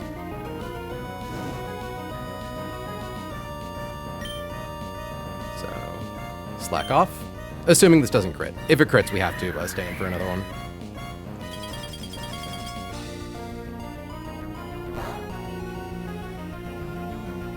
Okay, so let me do the math to see if this is safe for the Wall Rain swap. The main thing is that Wall Rain as an ice type can't be frozen. At least I believe I'm correct about that. Okay, so 231 minus 32, minus 32, plus double crit scald, minus 86 is 81. Yeah, still a little spooks. Unfortunately. Well, I mean, it doesn't kill us. Because, hold on, no, because we come in on Scald, and then even if we get hit by another crit Scald, it's still until end of turn that we get our healing. So, 231, and then we come in, we lose 86, drops us to 145. We lose 32 from Hail and Burn, drops us to 113. We then take another Scald, go down 86, drops us to 27, but then we heal 263 divided by 2 is 131, so plus 131 comes out to 158, and then we lose 32, and at this point, yeah, we keep going up. So I do believe we want to take this last Blizzard on Walrein. So we are going to swap Kalen to Havara, because Havara takes like 11%.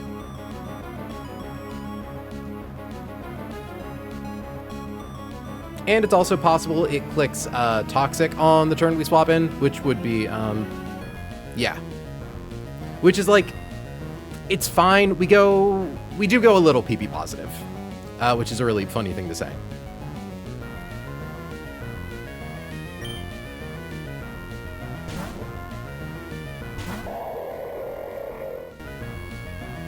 Okay, that should be the final Blizzard.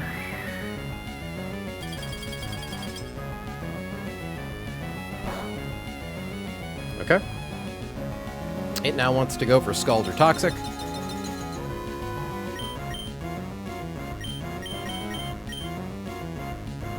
We are Swaplin to Kalen.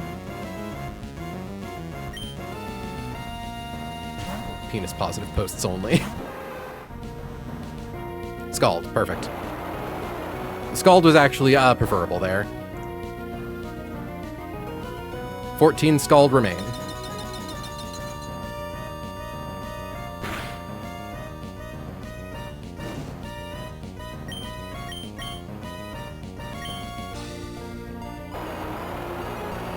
And we can use Eldegoss now to get another Scald PP stall.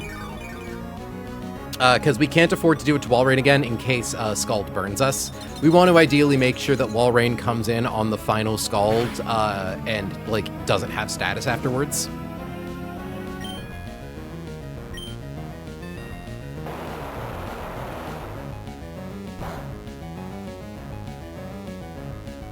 "13 Scalds remain.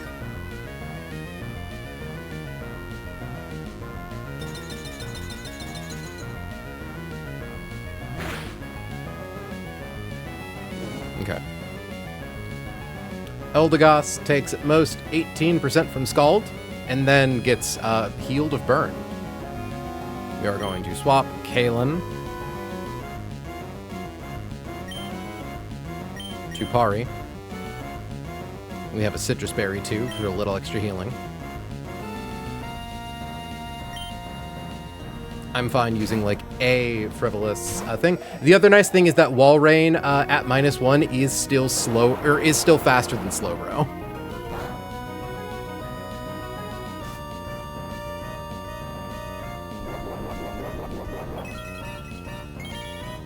Go down to 12 Scald.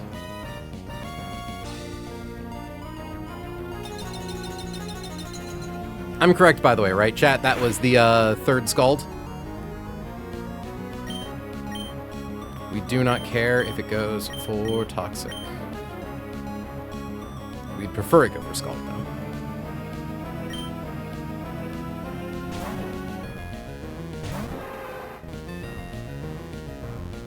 Unfort, but fine.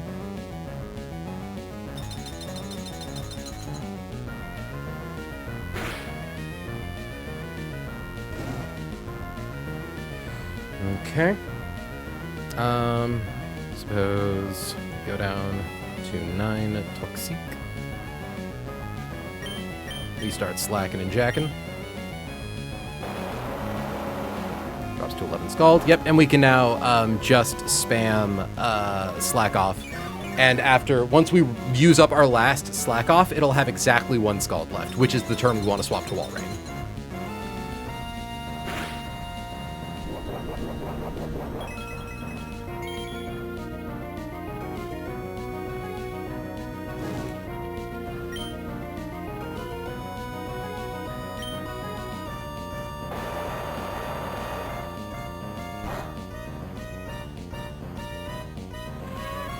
Scalds remain.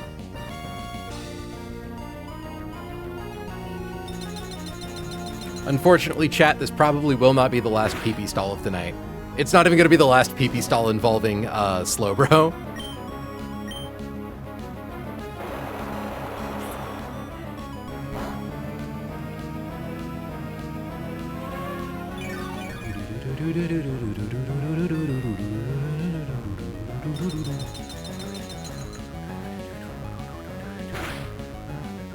What's Walrein's purpose here, by the way? Swapping to Walrein on the final Scald, so that way we have a Pokemon that can be toxic for when we swap to Roserade, to make sure that Walrein doesn't swap to Clefable at the wrong point. And it's able to swap in and out on Blizzards without taking a lot of damage.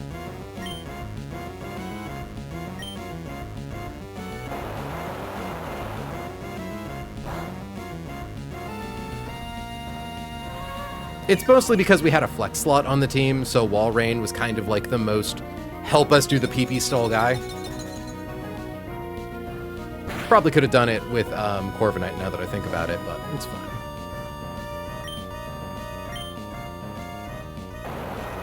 Seven Scalds remain.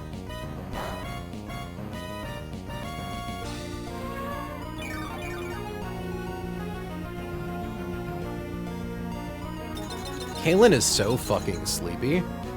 She's literally just in like the infinite slack and off loop.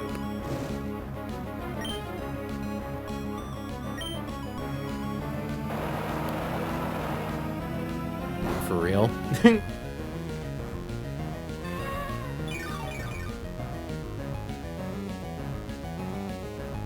Okay.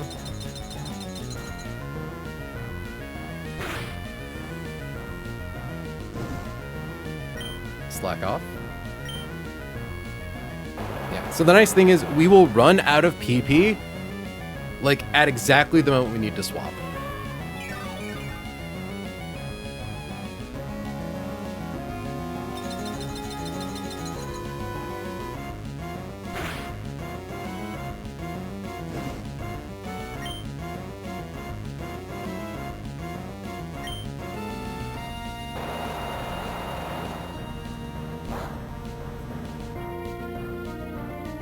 And chat, remember, we're doing all of this because it has bright powder. I fucking hate run and bun, man. Okay. 3 Scalds, or 4 Scalds remain.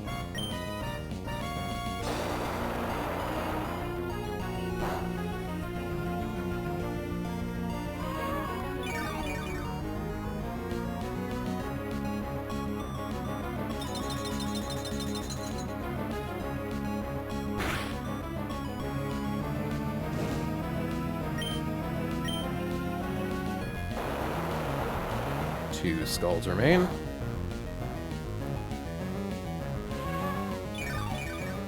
Okay.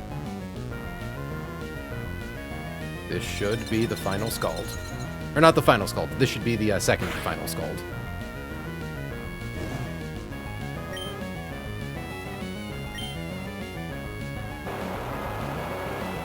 Okay, now it should have 1 left in the tank.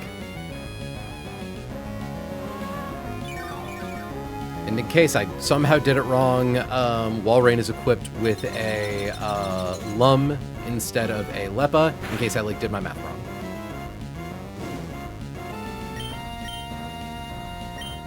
But this should be Scald.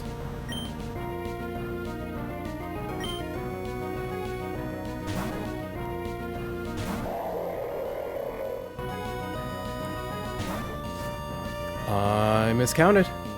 Oh no. Okay, that's not good. Alright, what's the sitch?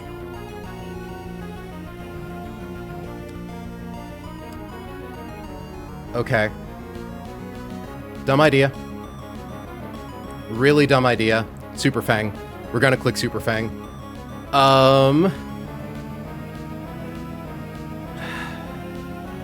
Super Fang should... yeah, okay. Think for a second, April.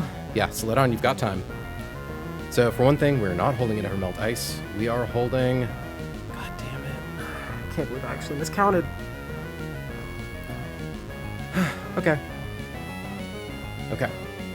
Don't panic.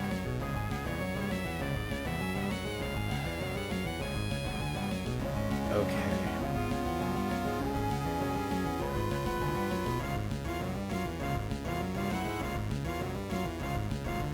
Magic Guard, Weakness Policy, Cosmic Power, Soft-Boiled, Stored Power, Moonblast. Unfortunately, it has odd-numbered HP. I do think our play is to click Super Fang. Potentially not Charm. I don't think we click Charm. Because Charm, decreasing the power of stored power, doesn't help us that much. So for one thing, we're not holding Nevermelt Ice. We are holding... what are we holding? We're holding a Lumberry. That's right. Can't believe I miscounted a PP stall again. Okay. Frost Breath does max end of 34%. So I think clicking Super Fang, if it gets +1 SPDF. Frost Breath is an auto crit move, so it ignores the defense boosting from Cosmic Power. We are faster than Clefable. So yeah, I think we click Super Fang. Frost Breath, I don't know if we stop soft-boiled AI, but I think we just alternate Super Fang and Frost Breath until we get it down. I think this should work. And potentially, if we run into a situation where, like, we could try to get in Lucario to try to get it with Meteor Mash. But yeah.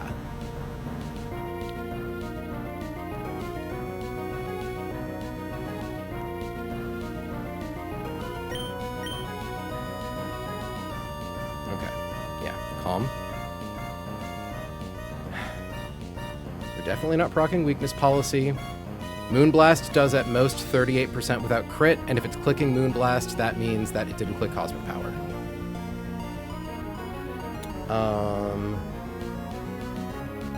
So yeah. I think Super Fang's the play. Because Super Fang prevents it from Cosmic Powering next turn.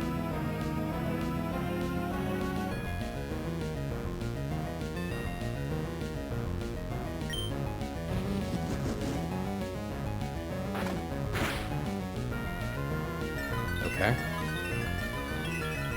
Is that defense +1? It is at SPDF +1. Stored power is currently 16.7. Okay. It can't click Cosmic Power this turn, so it's either going to be Moonblast or Soft Boiled. I think we click Super Fang again. It should definitely still be able to Cosmic Power. We show it a fast 2-hit KO with Frost Breath. Oh, right, that's not a thing. Okay, well then we definitely want to click Super Fang again. Because if it Cosmic Powers again, we win. Because Frost Breath is an auto crit. Yeah, I think Super Fang covers for the most options here. If it Soft Boils, Super Fang does the most damage. If it Moon Blasts, we knock it down to kill range for next turn. And if it Cosmics, I think this does it.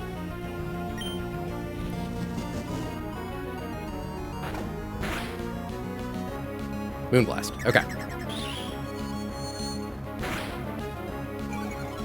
Thankfully, special attack drop doesn't matter because Frost Breath auto crits. Okay. Yeah, we do minimum 28% here. This should do it.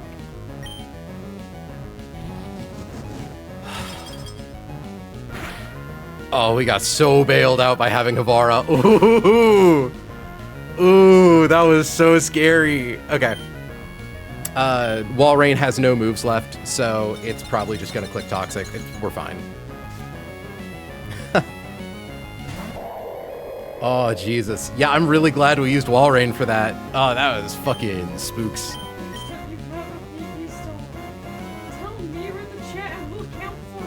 Honestly, I genuinely might start asking people to count with me. Okay. Walrein has no PP, except for Toxic and Substitute. We swap Havara to Rose. Rose is immune to Toxic.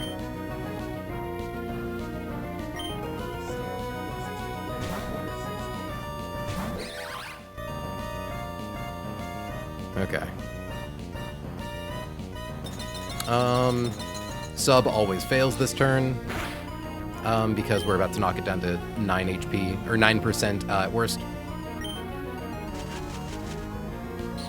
We actually kind of got like, we got so fucking lucky that the thing fighting Clefable had a bunch of moves that either do set damage or auto crit.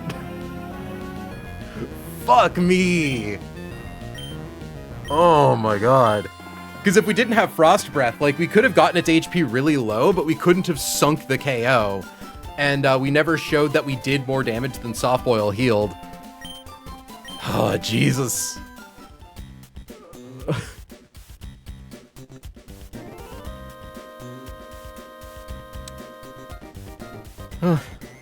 Great job, Havara. Really good job. Oh. Jeez. Oh, my tummy hurts. Nice steer. Thanks, Rob Boss. Gave me a heart attack there, for fuck's sake. Hannah, me too. It's...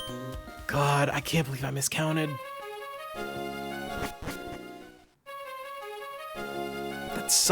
That's the second time I fucking miscounted a PP stall. Well, okay, technically the first one I didn't miscount. I just didn't know how much PP the move had, which is arguably more embarrassing.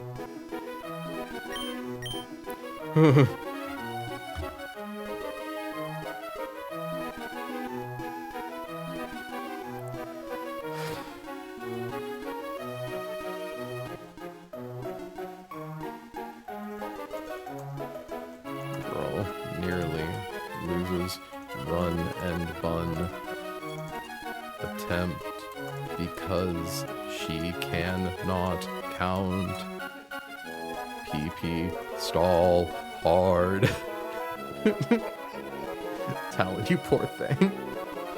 The layperson would look at the screen and go, oh goodness, you almost lost your Lucaria. It's true. Oh my god.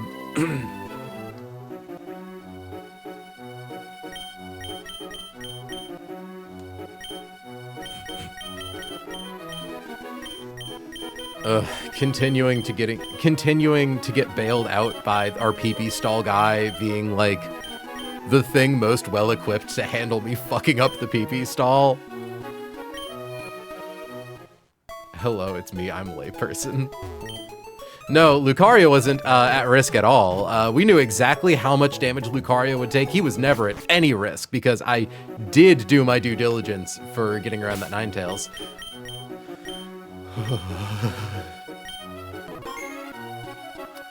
I gotta pee. I'm gonna do that. Be right back.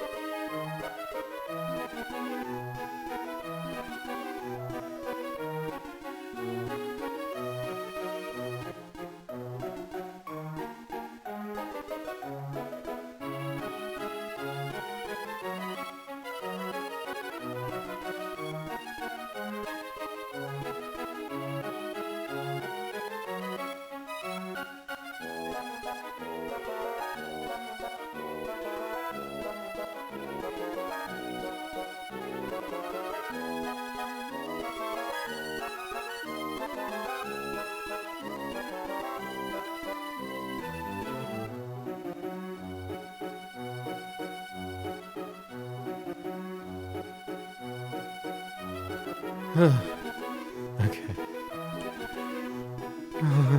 For fuck's sake. That was supposed to be a functionally free fight.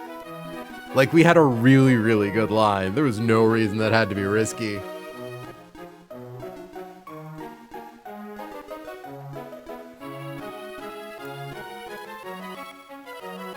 So I'm trying to think, like, I'm doing the math in my head. I took 7 blizzards on Slowbro, 1 blizzard into Walrein. It then scalded into Slowbro. Well, hold on. Okay. So I took 7 blizzards, but it only cost me 6 PP. So 6 PP. Swap in Scald from Walrein. Swap to Eldegoss. Was 2 free PP. That's 3. Yeah. Yeah, I totally did fuck that up. Oh my god.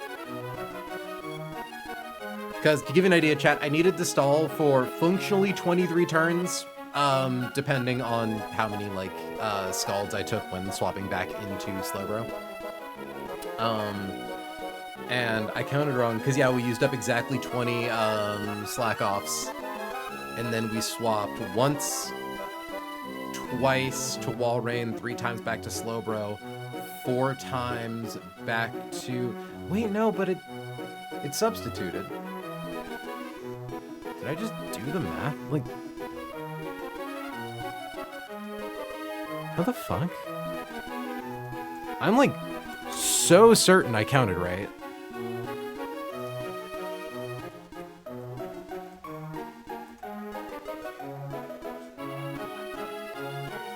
Well, because I'm trying to think, right? And there was 1 substitute, 1 toxic, 8 blizzards. So there were 8 blizzards, and then 15 scalds. So that's 25 turns. Okay, that's 20 slack-offs. And then the 5 other turns... Swap to Slowbro, swap to Walrein, swap to Slowbro, swap to Eldegoss, swap to Slowbro. Okay, yeah. Yeah, it does count. Or it does add up. I just, I must have forgotten.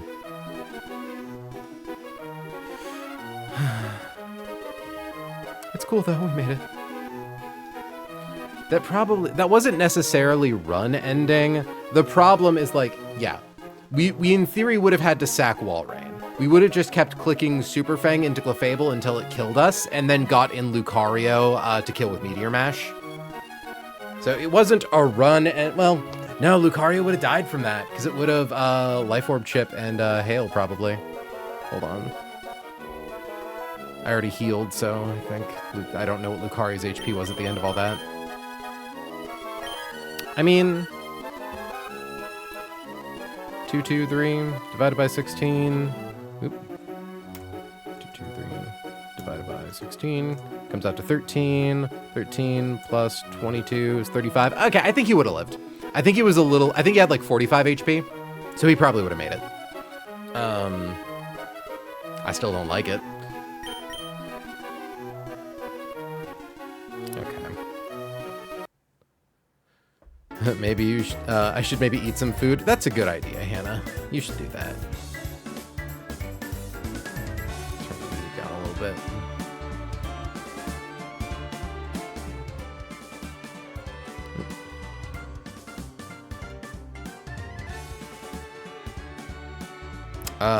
You wouldn't have taken Hail Chip after Walrein died. No, that would have been Lucario to KO Clefable. I mean specifically Lucario, like, when Clefable came out against Walrein, I would have had to... Yeah, because there was still Walrein after that.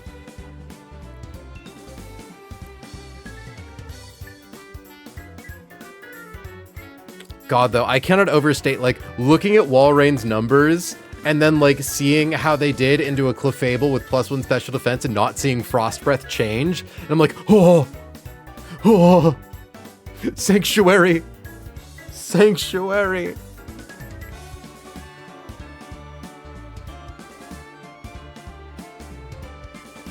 Anyways, next fight.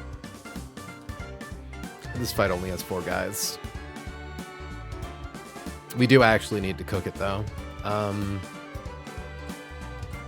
Which is a little annoying.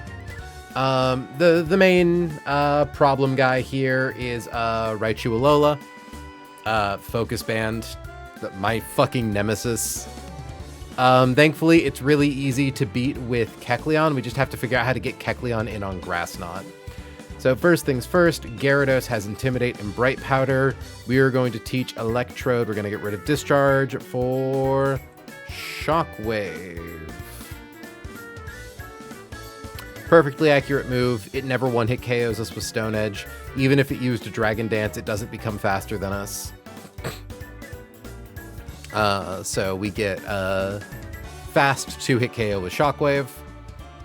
After that, we're faster than everything because we're Electrode. We're plus speed Electrode, which genuinely has been so relevant. Like, it sucks that we're minus special attack, but being plus speed has let this thing hit so many ranges that it shouldn't have been able to hit. Like, fucking being faster than Sharpedo.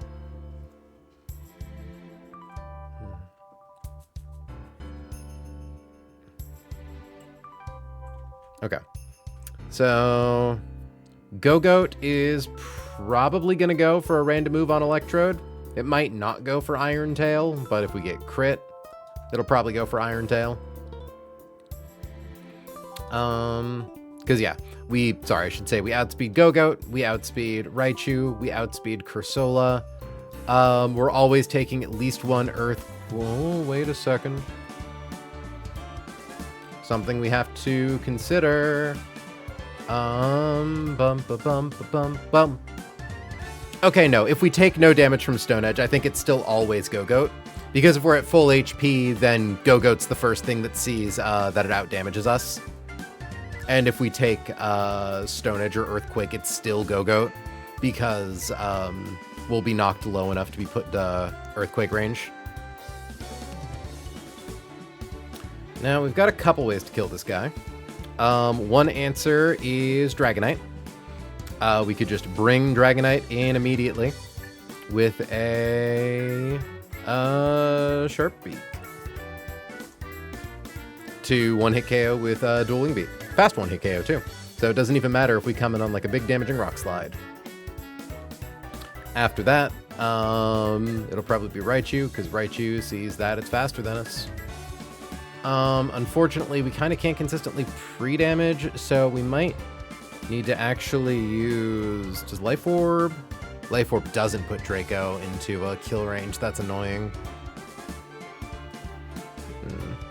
Yeah. So, the main problem with Raichu, obviously, is we don't want it to click Nasty Plot. That becomes pretty problematic for us.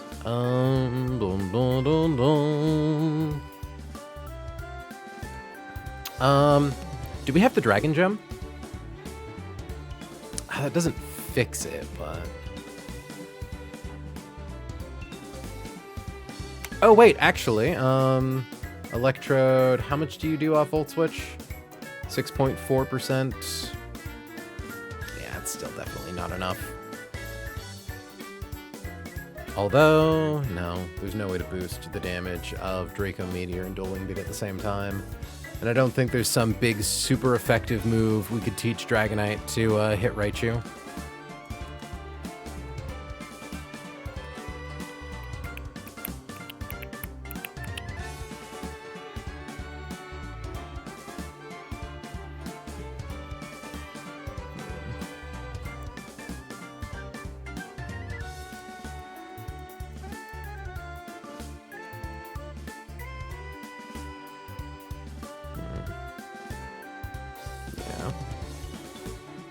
Brick Break, Blizzard, Fire Blast, Fire Punch, Hidden Power.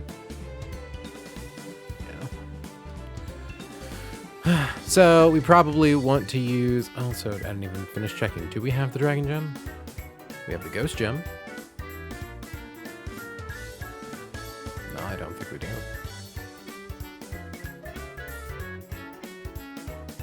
Steel gem, poison gem, rock gem. Yeah. Okay. I mean, if we could guarantee that Rapidash never came in on Earthquake, but that's not very likely. Another version of this is one where we know that we're bringing in Dragonite on specifically Earthquake. So that way, if we do that, we can pre-damage to always show Raichu Psychic Kill. And then we just find something that takes Psychic and Discharge well.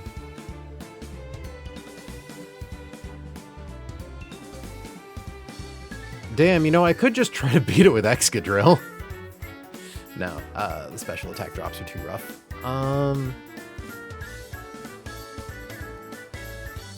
Yeah, so ideally the goal would be to give Kecleon a Cherry Berry, bring it in on a Grass Knot. So that way, like, Grass Knot into Psychic isn't an issue because we click Knock Off to get rid of its Focus Band. If that doesn't kill it, we then just Sucker Punch to secure KO.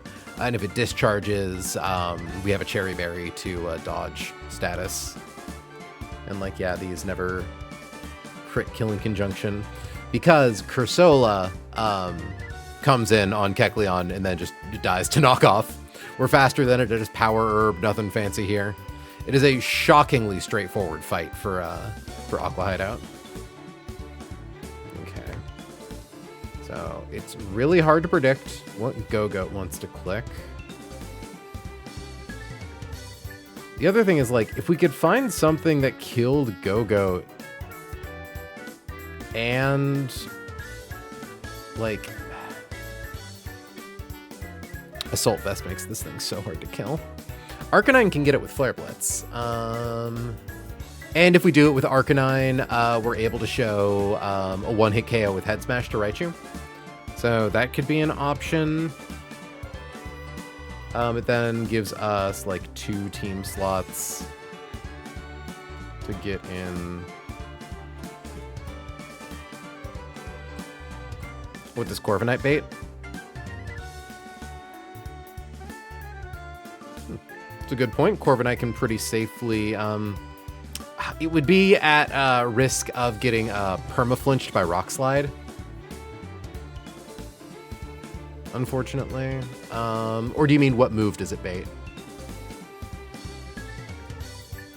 Corviknight's really good at baiting Discharge. Which is good. If we can bait...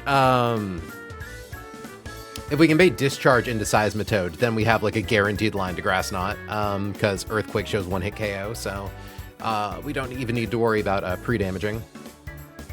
Yeah. The goal would be to get into a position where Seismitoad can hit the field on a Discharge. Like, it could maybe come in on a Psychic, but if we get the special defense drop from a Psychic, it'd be a toss-up. And that's obviously not good. Although... no, that wouldn't work. Because it's like, yeah, if I could get, like, a guaranteed Psychic into a Dark type to bait a Discharge into Seismitoad. Unfortunately, the ranges for Psychic and Discharge are just a little too similar.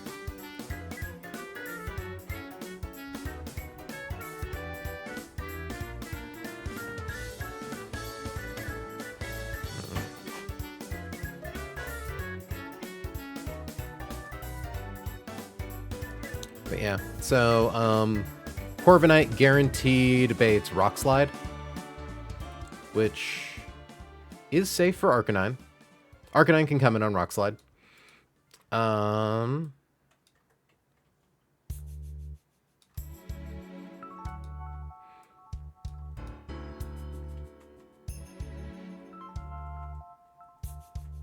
It doesn't need to worry about coming in on weird moves. And hell, if we give it a Sharp Beak, we could also potentially just see if we immediately get the turn 1, like, don't get flinched KO with Brave Bird. Because the important thing is that it never goes for Earthquake, which is the only move that kills Arcanine.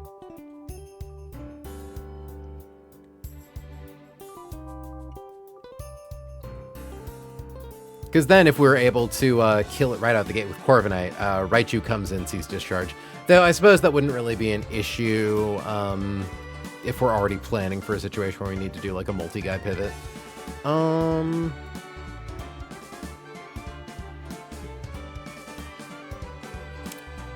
And it's a shame. Okay, because what we could also do is we could try to PP stall Psychic and like Psychic and Discharge.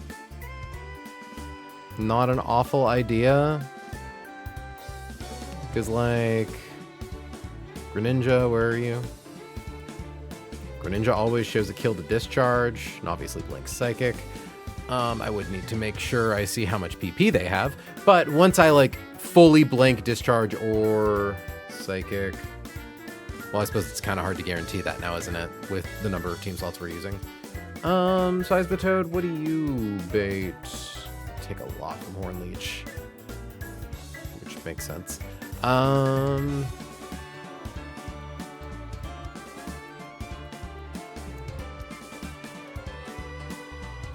and it absolutely goes for Hornleech if Electrode ever gets crit. Though, does Electrode 90%? Do we even need Magnet? I don't think we do. Shockwave, export, import. Citrus Berry, 54. So we do always 2-hit KO with Shockwave.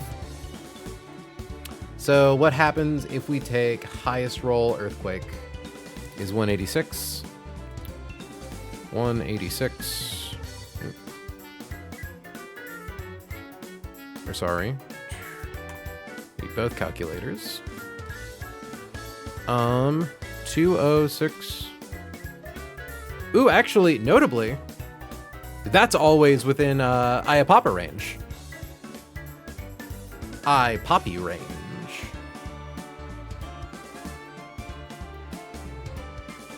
Yeah, lowest roll would set us into that.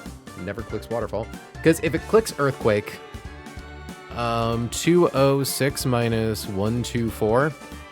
Oops.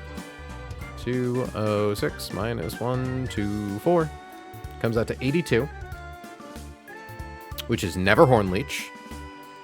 And if we get Earthquake max roll, it's 206 minus 186 plus 103. So 123. Which I should confirm. Ooh, would potentially risk baiting in Cursola, I think. Which would be bad. Yeah. Okay, just Citrus Berry do it though. Ooh, no, but worth noting, Citrus Berry always procs after the first hit.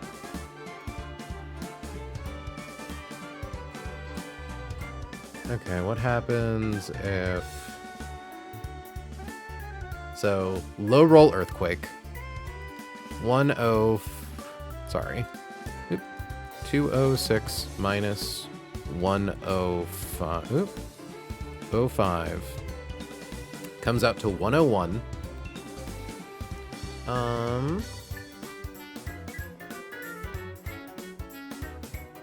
And then we heal 206 divided by 4 is 51. So plus 51 puts us at 152. Which is barely above the range that Shadow Ball gets us. But that's on lowest roll. So highest roll would probably put us into the danger zone, right? 206 minus 124 comes out to 82 plus 51 puts us at 133, which is well within the Shadow Ball kill range and the Meteor Beam kill range, so it'd always be Meteor Beam.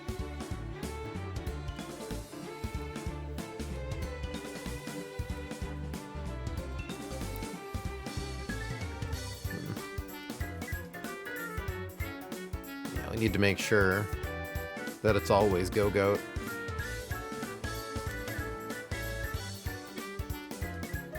And yeah, lowest roll in Earthquake. 206 minus 124 comes out to 82. No, sorry, it would be 206 minus 105 comes up to 101, which is Earthquake range. Good.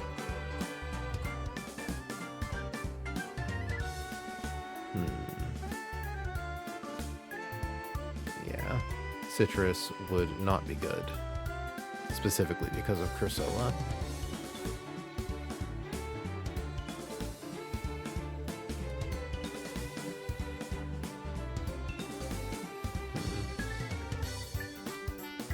Because, like, in theory,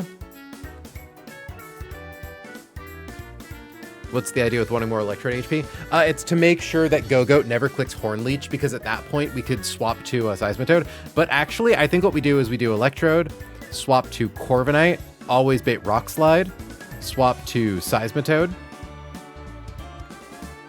Where are you, Seismitoad? On Rock Slide, always bait Horn Leech, swap to Arcanine, come in, get kill, in comes Raichu on either Psychic or Discharge.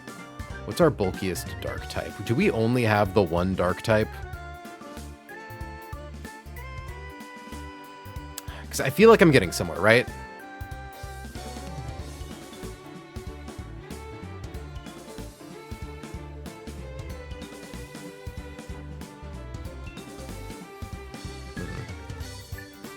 I suppose now that I think about it, why do I need to incorporate Seismitoad into the Arcanine swap?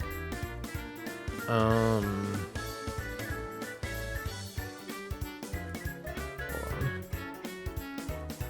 Psychic.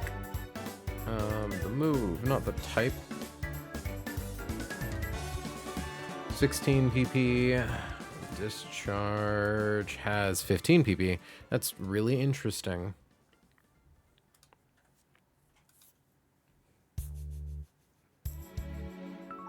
Because, like, Zoroark takes way too much damage, right? Yeah.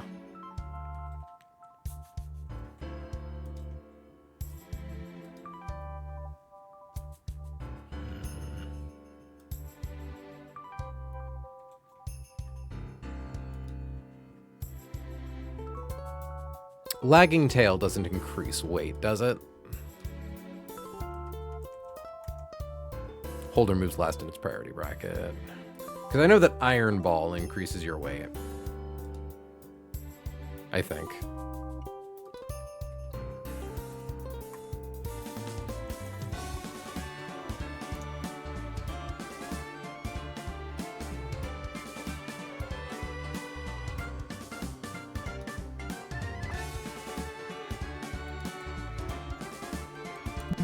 No mention of weight in Lagging Tail's Bulbapedia page. What about Iron Ball? Did I make that up, that those items increase your weight? Oh shit, I think I made that up. Huh. Weird.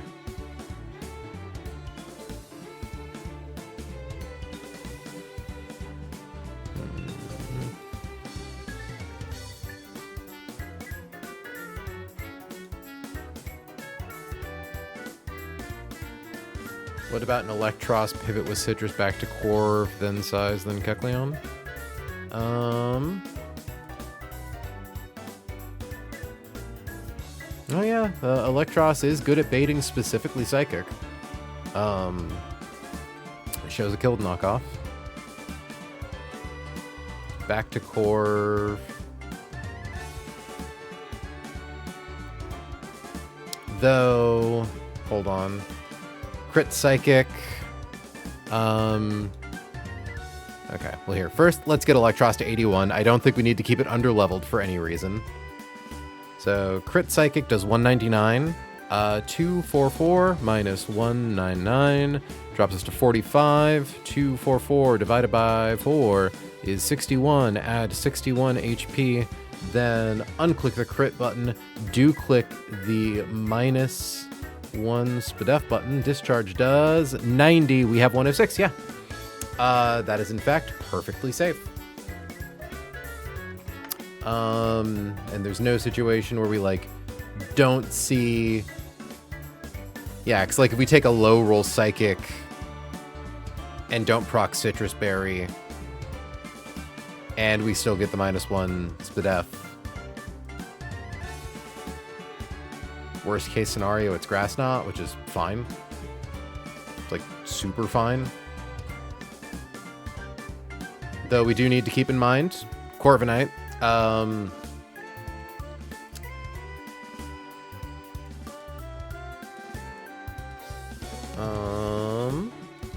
Go. Assuming it comes in on a crit rock slide. We're definitely getting Corviknight up to 81. So, hold on. Export, import. 81. Export, import. Okay, so let's assume 251 minus 90 comes out to 161.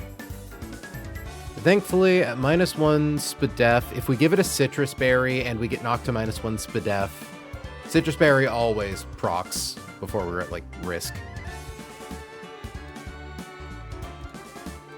So that into Crit Psychic is like 77. 61 minus 77 drops us to 84. Assuming we don't even have a Citrus Berry here, SPDEF -1... 77, 84. Yep, we are in fact outside of Psychic range. And obviously never Grass Knot. And if we're swapping in on Psychic... Ooh. The thing that would worry me slightly is Corviknight not showing a kill to discharge. I suppose... Yeah, what we could do is if Corviknight comes in and doesn't take enough... Okay, so let's see what happens on lowest rolls of everything. So 2, 5, 1, minus 19. Because if we come in on an Earthquake, we can click Defog to Beta Rock Slide, which is an option. And then we take lowest roll of Psychic is minus 43, drops us to 189. That's actually above discharge range. Because it's like trying to keep us out of Psychic range, but above discharge range.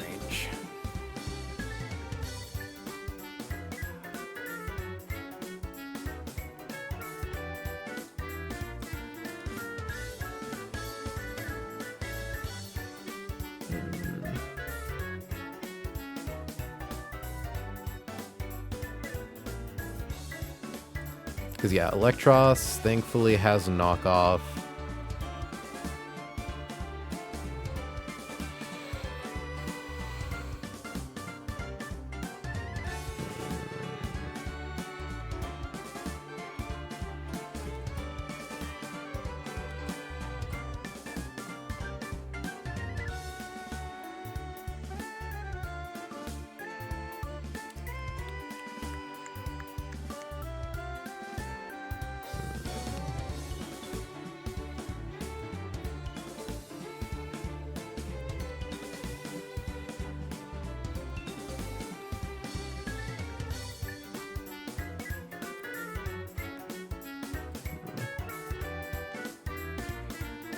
Because, like, is there a range? Do we actually want to be level 79 to, like, take more damage? It's funny, we still take 19. Okay. So, but we have lower max HP. 245 minus... We could give Corviknight the Sticky Barb? Or, like, pre-toxic it?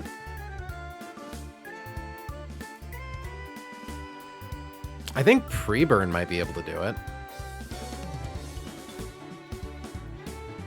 Here. 251 divided by 16 is 15.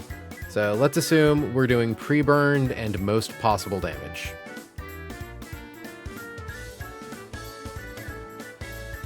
It should actually be earthquake into defog, air stall.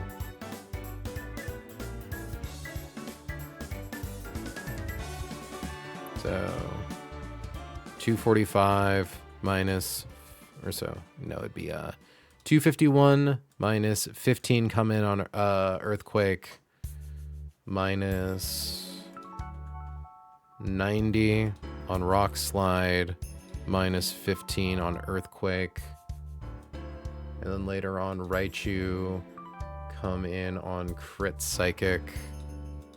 Yeah, that's already bringing us too low.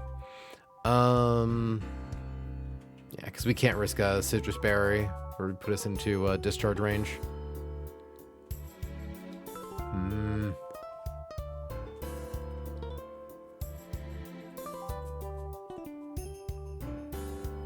Because, yeah, if it gets a nasty plot up, I think it's a little too dangerous for Kecleon.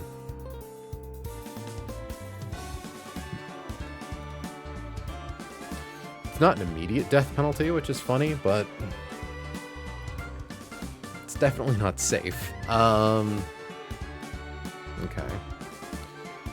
Maybe someone else has a Go-Goat pivot, but who else only baits discharge is the problem.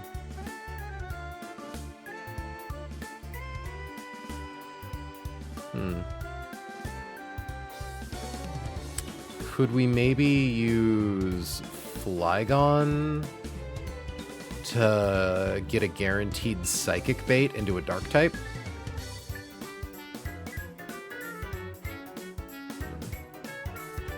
Split F -1, 45, 66. Yeah, that would keep us out of Grass Knot range. Crit psychic into Spidef drop.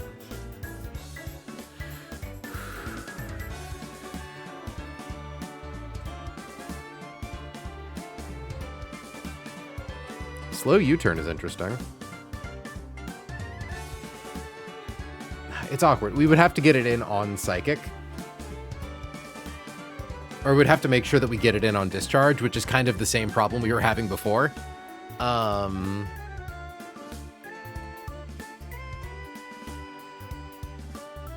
See, the annoying thing is that, like, if Electrode had a little more HP, like, we could probably raw swap into Electrode, always bait Psychic into something.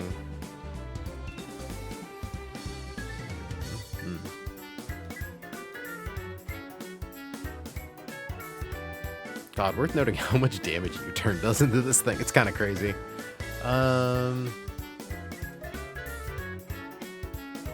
It almost makes me wonder if I just want to get, like, a Togedemaru-like guy in who can just, like, come in and do a little damage to it, but no. Toge doesn't do enough with Fake Out.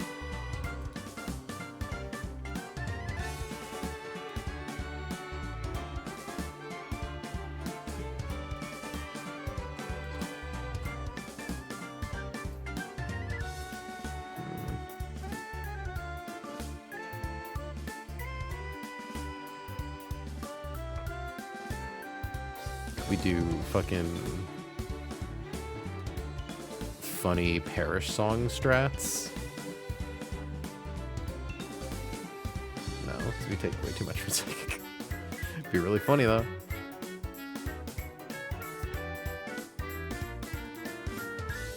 Yeah.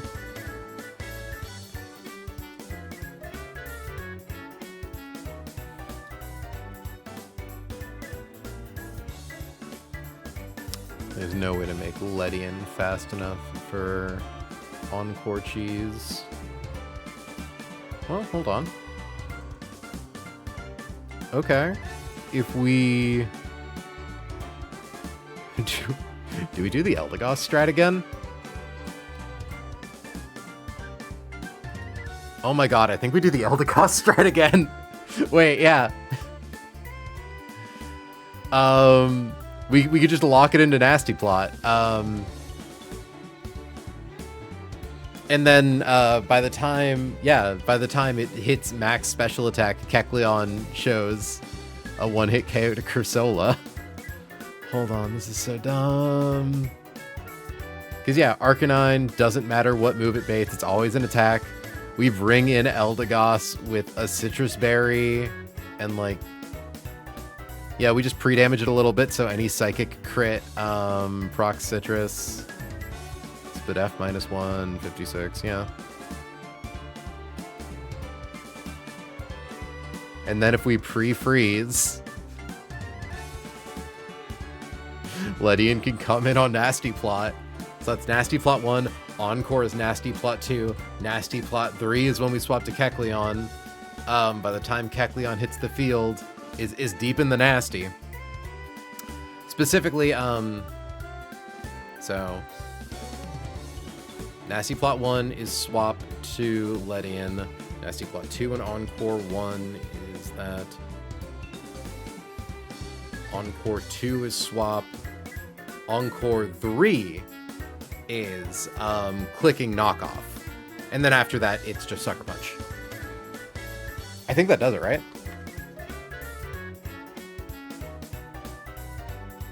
I need to like make sure that Eldegoss can avoid baiting Psychic, but like,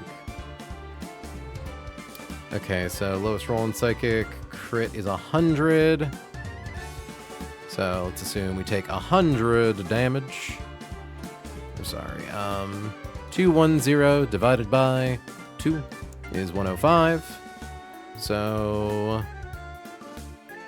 105 plus 100 is 205.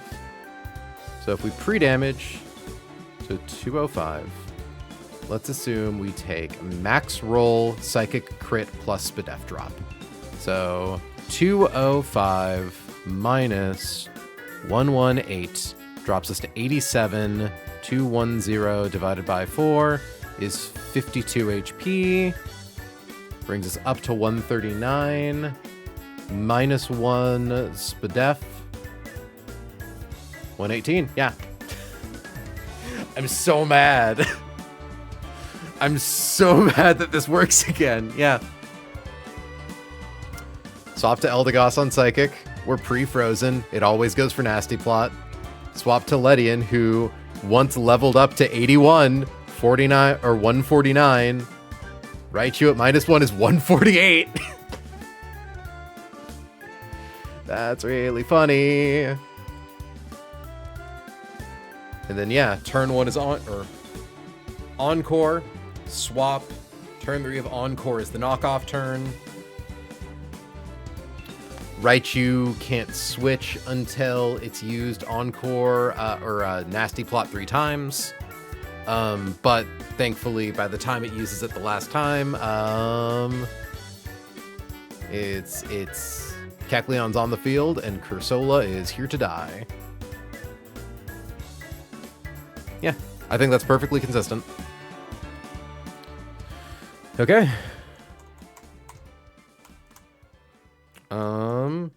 Level up all team members. Members to 81. Teach Elec Shockwave.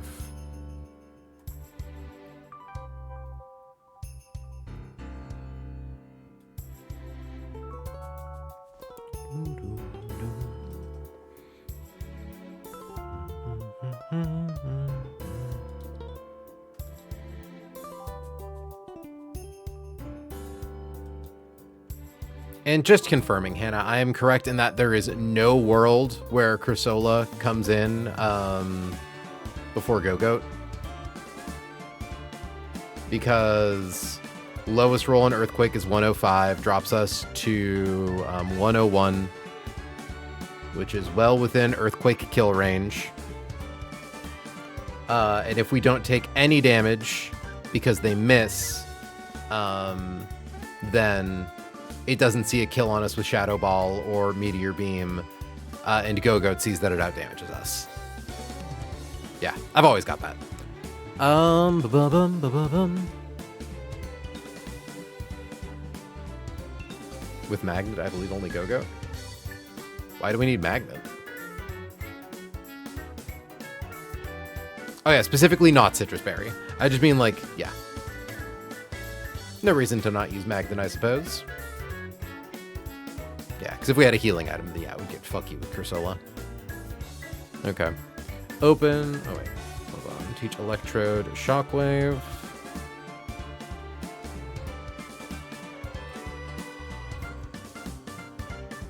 What's crazy is I don't even think we need to give Kecleon an item.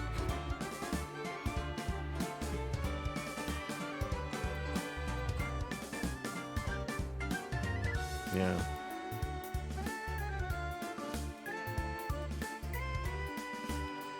Okay. Teach Elect Shockwave. Freeze. Elda. Damage Elda to 205 HP. Equip Elect with Magnet. Equip Corv with, honestly, just like a Citrus in case something goes wrong. With Citrus. Equip Arca with also, I guess, Citrus. Like, kind of doesn't need anything. Yeah. It's kind of chilling.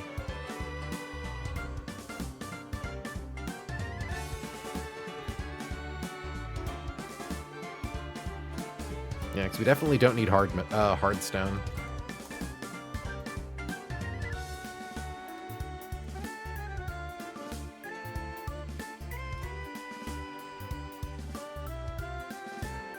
Because thankfully it doesn't matter what move Raichu uses on Eldegoss. If it's Discharge, it never does enough damage to like show a kill to Psychic. If it's Grass Knot, it never does anything to show a kill to Psychic. Any attack that hits us procs Cotton down. He out here plotting he nasty. Equip Corv. And Arca with Citrus. Equip Corv Arca. What? I know, right? The boys are beefing. Corv, Arca, and Eldo with Citrus. Equip Letty, I guess also with Citrus? I don't know. We'll equip Letty with a Cherry Berry in case something goes wrong.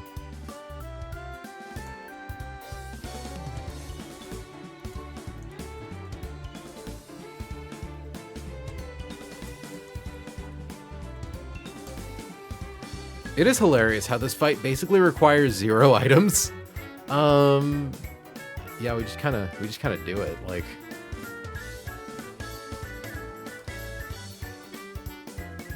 Good night, take care, have a good rest of your night. Thanks for hanging out, Pio.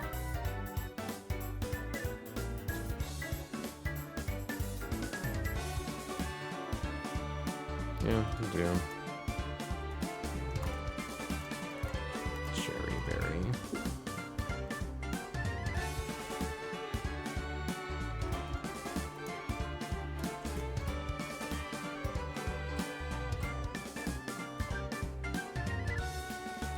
Open with Elect.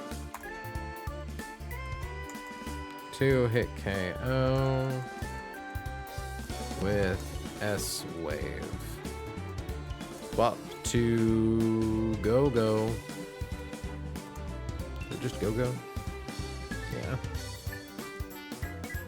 V. Switch to Corv. Swap to Arca. KO with Fire Blitz, or Flare Blitz. KO with F Blitz. Yeah, good. It's also got to make sure we do in fact show a fast kill to Cursola with Flare Blitz and Head Smash. So it just goes for the first thing that's faster than us. Hell, you know what? Maybe we don't give it a Citrus Berry. Maybe we give it a Charcoal.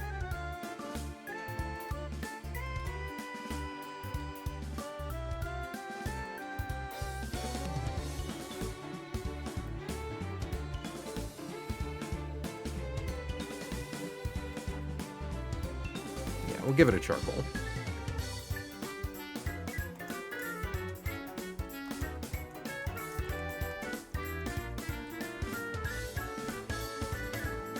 Okay.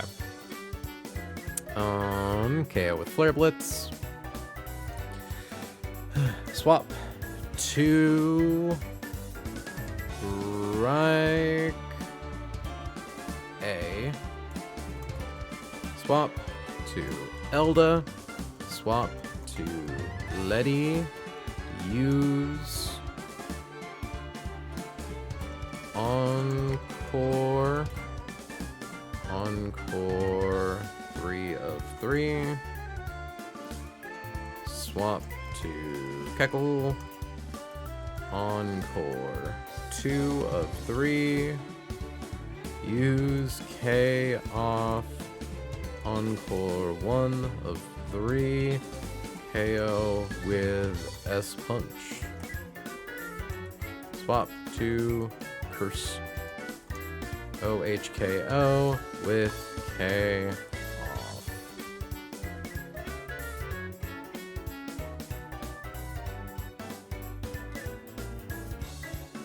The fact that Lettian outspeeds it by a single point. Like, wacky. God, I love stupid fucking Lettian Encore cheese. We're really doing it twice in a row, huh? Do I have to go? No, this isn't a pee-pee stall. It's Eldegos Popsicle setup AI. Got it. The Gossicle. The gospel. Children, I hear you fucking fiddling around with something. You ain't chewing on my computer, are you? Yep. 9 p.m. I'll admit I'm kind of scared to do this one after the last one because it went bad, but we're gonna be fine. We're gonna be so fucking fine. See, I just need to confirm 205, critical hit, psychic.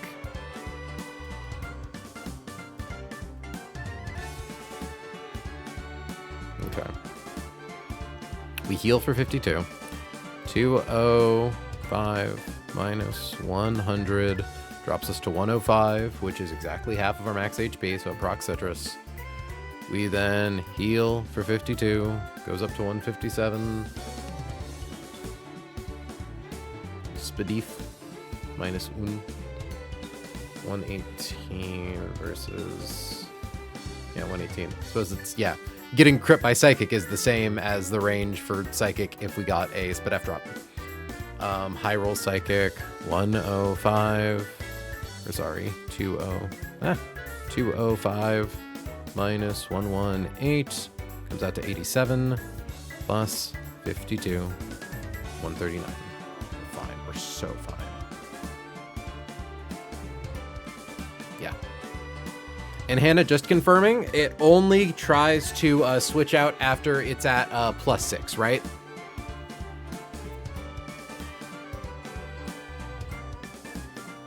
I know, the nice thing, honestly, if it tries to swap out at some point, we're still giving Kecleon the Cherry Berry. So, like, if it somehow swaps on the turn we swap to Kecleon, like, we just kill Cursola and then Kecleon's there to kill Raichu. With no consequence. Yeah, we're so fun.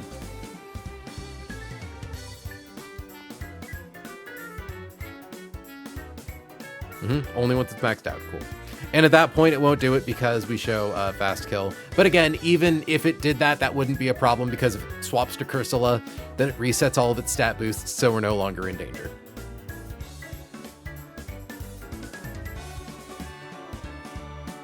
Circumference. I guess we don't need to level up Willow, but we're going to use a leveled up Willow soon anyways, so we may as well. Yeah, so chat, you remember how I was like, I really hope we don't lose Freakinit to Sharpedo, because Freakinit's kind of really important to multiple lines? This is just one of them. We still have another Freakinit-centric line coming up.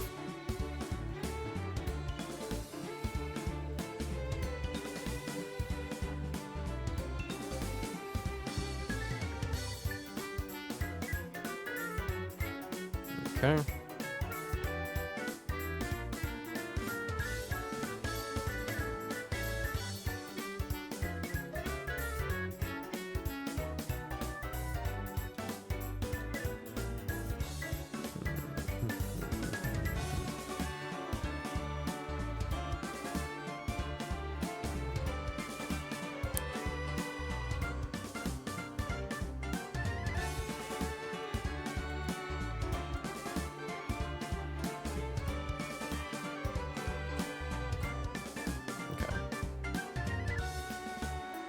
Get everyone up to 81.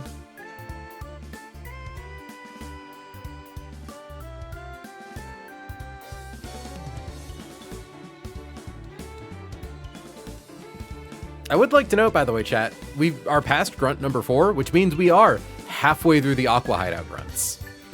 We've just got 4 more in the admin in the back.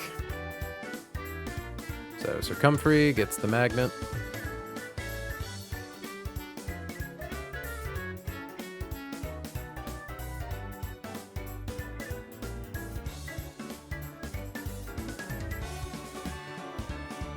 Willow gets the citrus.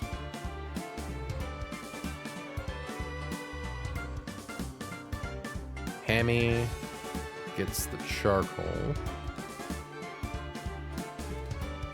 Because here, let me just magnet, citrus berry.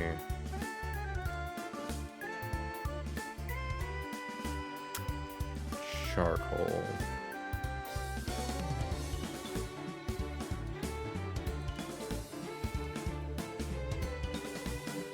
Citrus berry, that matters. Cherry berry, not that it matters.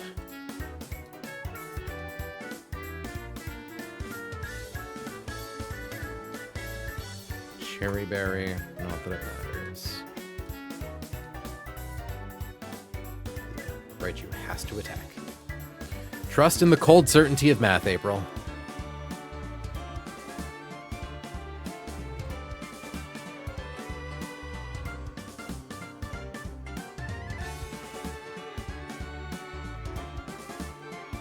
Okay.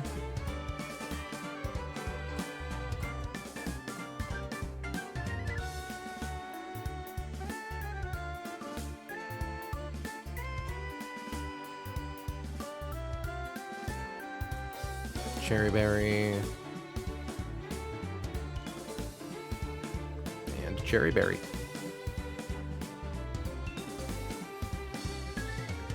Heal everyone and then do our pre-damage and status. Apply status. Freeze. Eldegoss.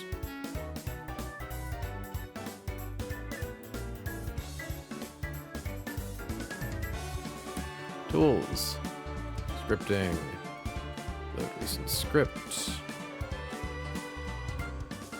Pre-damage. Slot 4 to 205. Epic. Pre-frozen. A gossicle, if you will.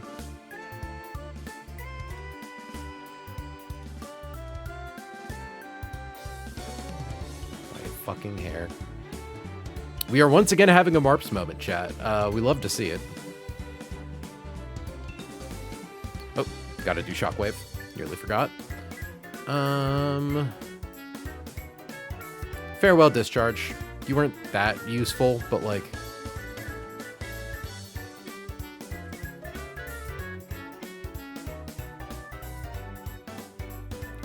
Hannah, Electrode can't learn Shockwave? What?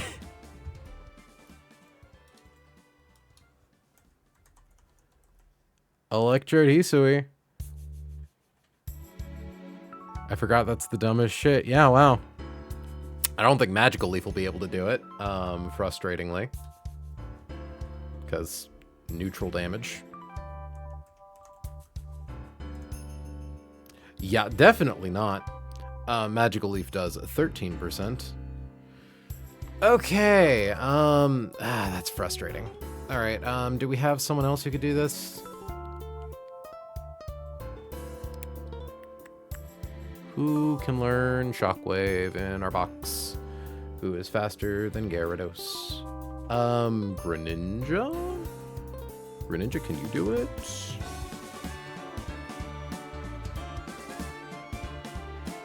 Nah, you can get, like, feint attack, but...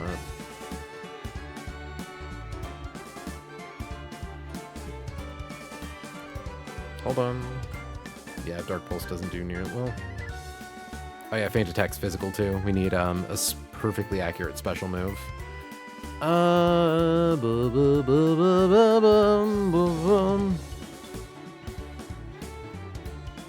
Okay.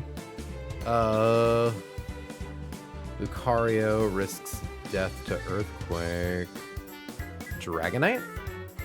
Ah, it takes too much from Stone Edge. Garchomp, can you do it?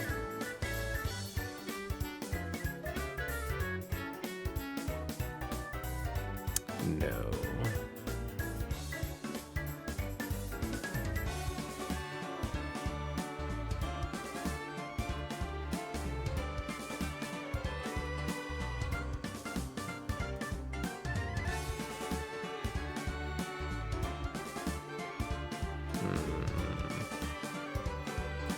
Noivern, you don't get it, do you? Even if you did, you probably don't do enough damage. Well, you have really high special attack. Also, you died to Stone Edge, so probably not a good idea. You don't learn it anyways.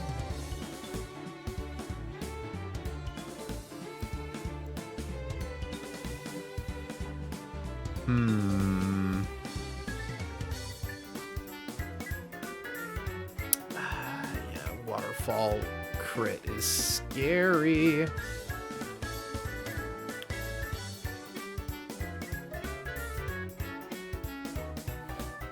It's like if we had an extra slot on the team to be able to drop this thing's speed, but...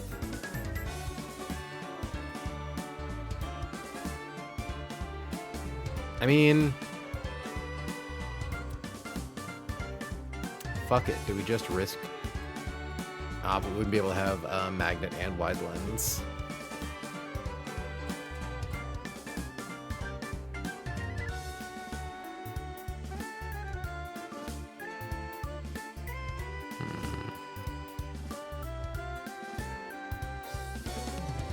There's no one who can probably learn Shockwave that would help us here.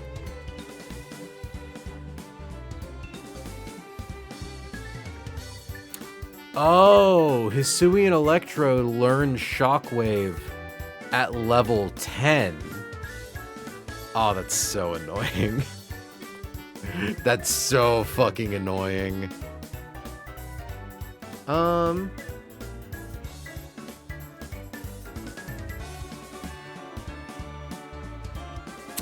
We could probably beat it with Slowbro. Teach it Thunderbolt.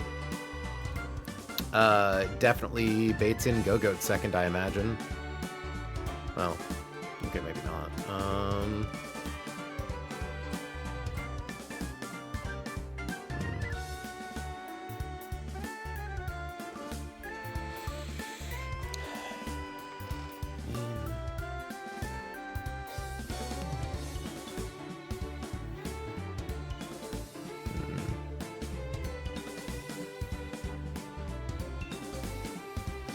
Though, if we give Slowbro Zoom Lens, because what I'm thinking is, if we teach it, like, Thunder, just confirming Slowbro can learn that, because it might not be able to. I'm glad I checked that, it can't learn Thunder. Shit.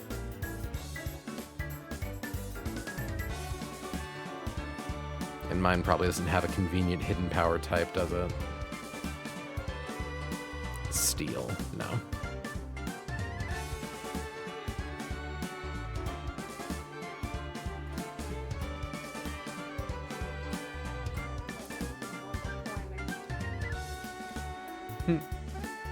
Look at them go. Oh, yeah, he did do that.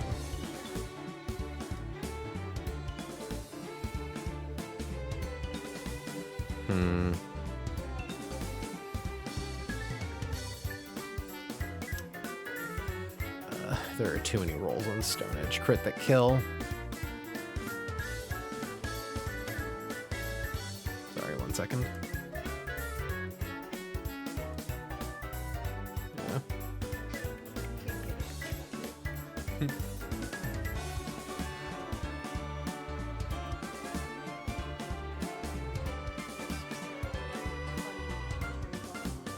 Yeah, you can. We don't have a good place to put them. You need me to get the boy? Okay. 1 second, chat. Gotta fetch this song.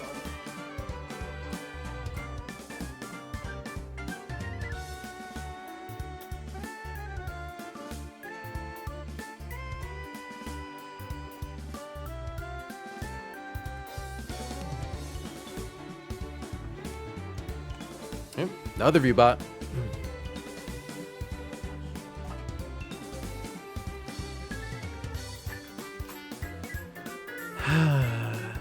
Waterfall, Dragon Dance.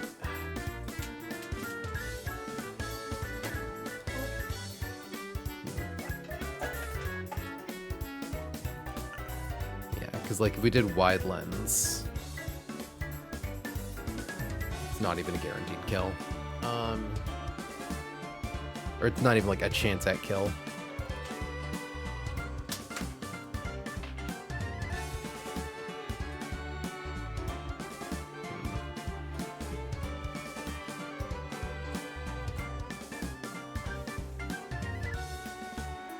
Although potentially what? Kecleon with zoom lens? Get in a fake out for 15. It wouldn't be 15%, it would be 10%. Which would not solve our problem.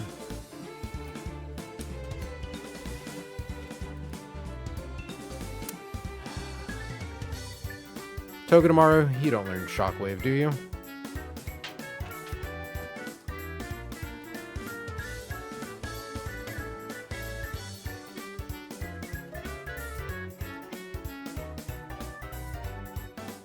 You do.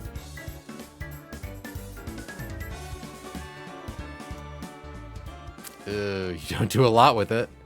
Because what level would you have to be to outspeed it? 74, 75, 76, 77, 78, 79.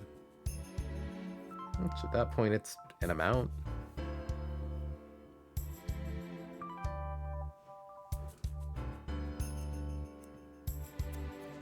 At that point, that's so close to just, like...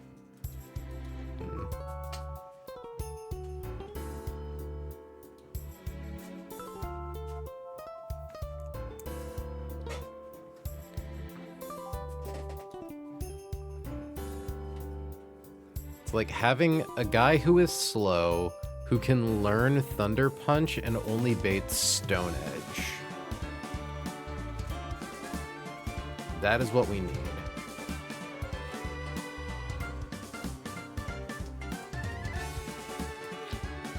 Ooh, Dreadnought comes close.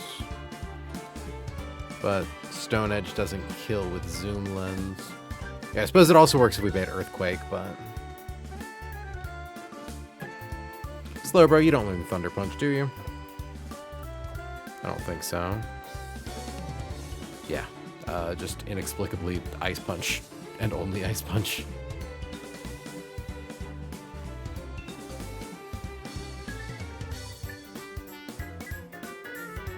Because, like, the accuracy of Stone Edge. 85 with Bright Powder, I think it comes out to, like, 97.5%. Which is not high enough. And we would take an Intim anyways. So that's not great.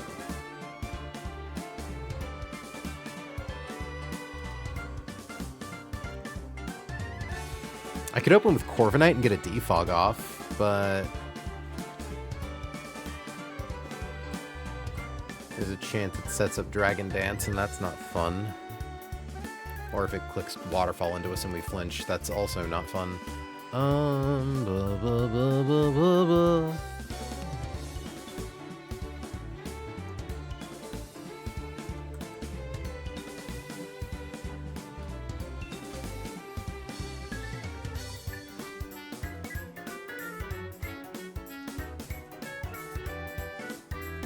Yeah, Thunder Punch kills this thing huge style. We are slower than it.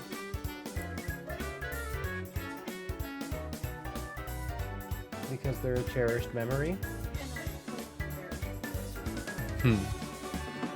Ooh, other nice thing about Dragonite that I forgot about, we ignore Intimidate because Inner Focus. Nice.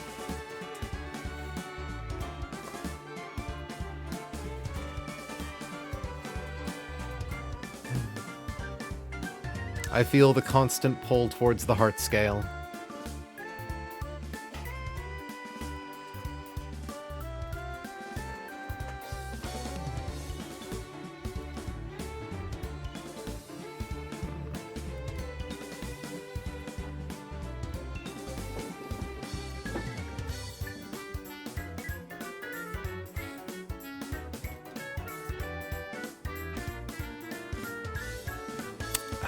It's like if Wall Rain did a little more damage.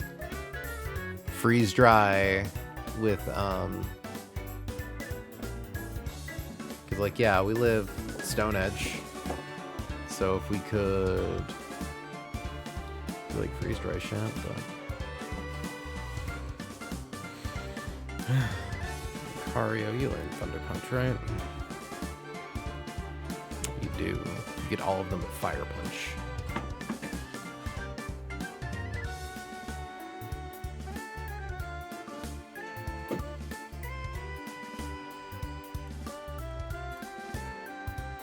Freeze Dry would always kill with Never Melt Ice, and we always live a crit Stone Edge, but if we miss, oops.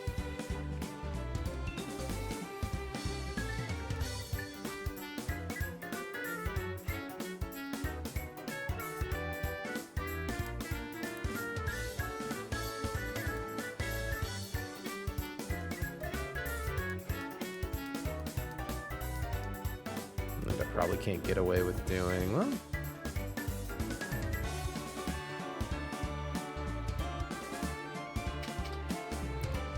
Parish Song is awkward because it could probably set up Dragon Dance turn 1.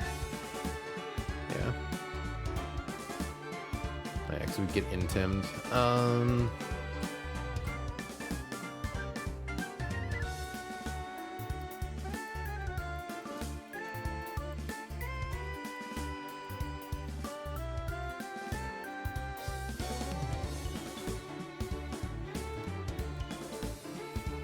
Garchomp, what's your best thing to hit this guy? You don't have any sure hit moves, do you?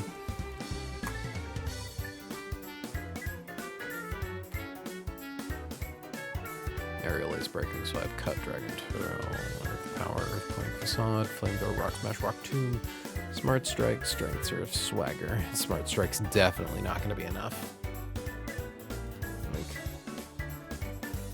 Yeah, wowzers, 11%. After Intimidate.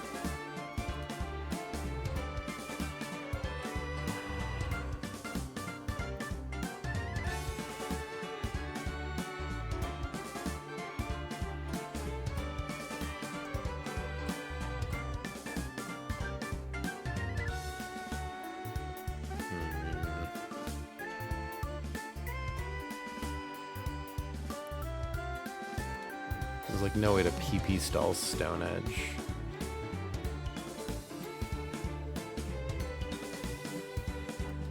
At least not effectively.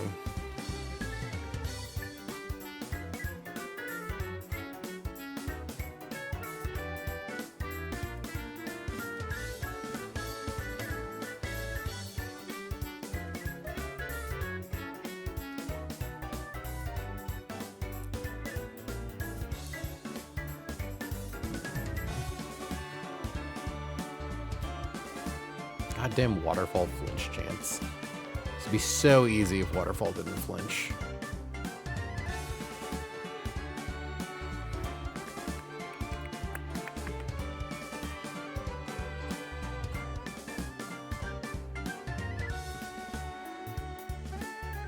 Wait a second. Hold on.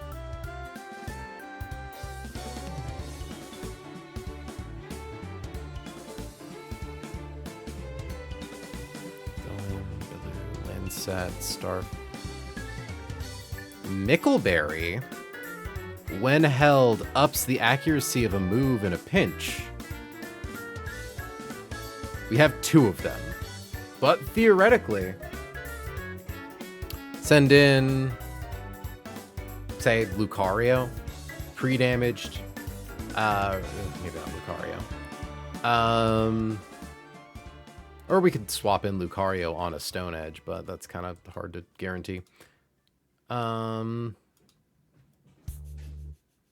mean, if we gave Electrode Life... No, we couldn't give it Life Orb and a Mickleberry.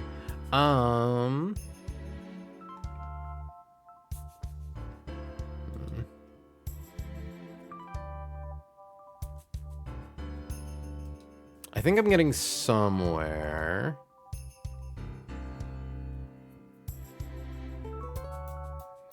Like, it's kind of scuffed, but it works, right?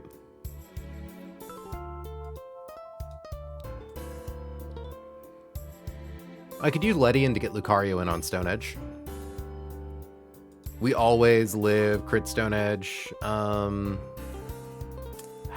Unfortunately, we would bait in Raichu.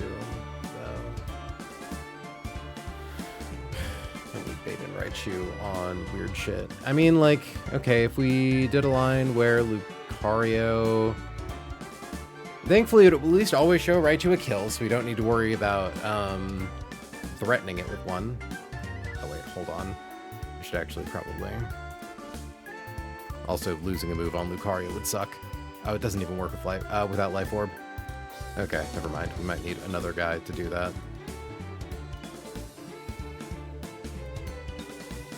I just don't think we have someone fast enough who can do the damage we need without a held item. It's a shockingly bulky Gyarados.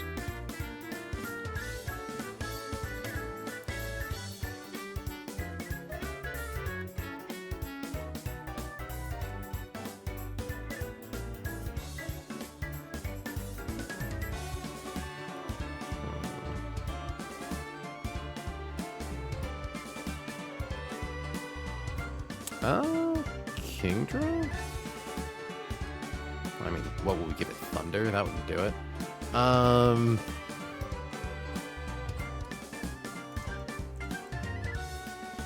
Yeah, Thunder's only 80 accuracy.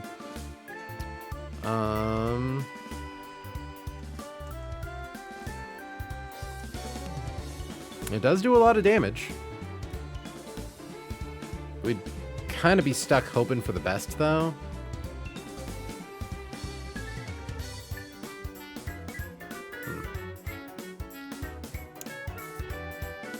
Basculegion, how much do you do with Poltergeist? Not enough.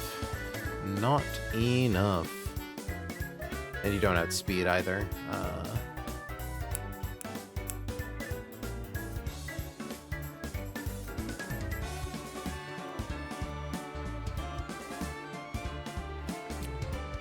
Good Roserade.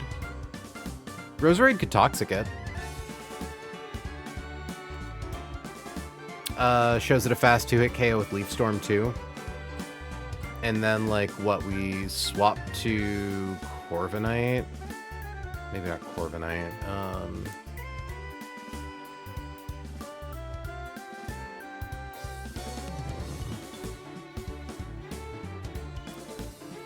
Because, like, who could effectively stall this thing is the question. Slowbro. If we're able to get it a move that does a lot of damage, but that's kind of not the case.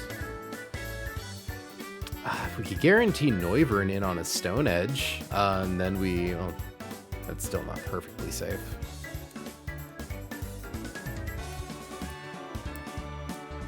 Although... What's Gyarados' HP after 2 turns of toxic damage?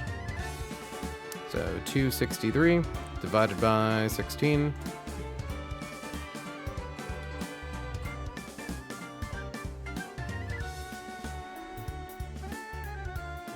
Because what we can do is potentially swap Slowbro on the final turn on either an Earthquake or a Stone Edge to try to bait in the right thing afterwards, which could probably discharge. We have damaged Cursola. We show kill to Go-Go. Yeah, Corviknight with Sharp Beak. Shows a kill to Cursola, shows a kill to Go-Go. Would bait and Raichu on discharge every time.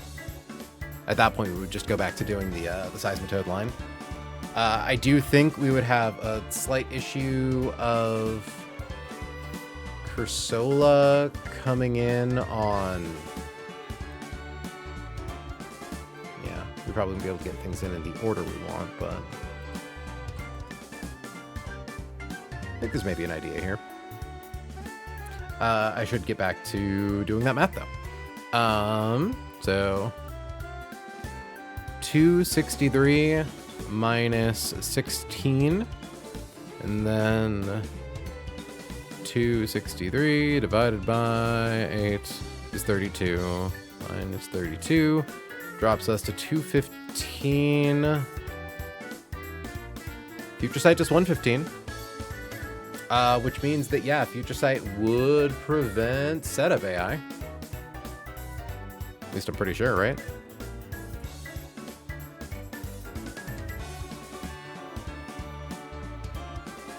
And at that point, we have a couple options. Because would Cursola always go for Shadow Ball over Meteor Beam against a full HP Slowbro? Because Slowbro can absolutely guarantee that it's at full HP by the time Gyarados dies. Give it a Citrus Berry in case it takes too much damage.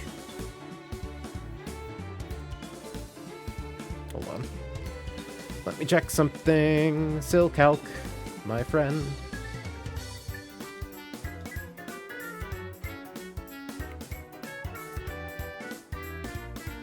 Where is Slowbro?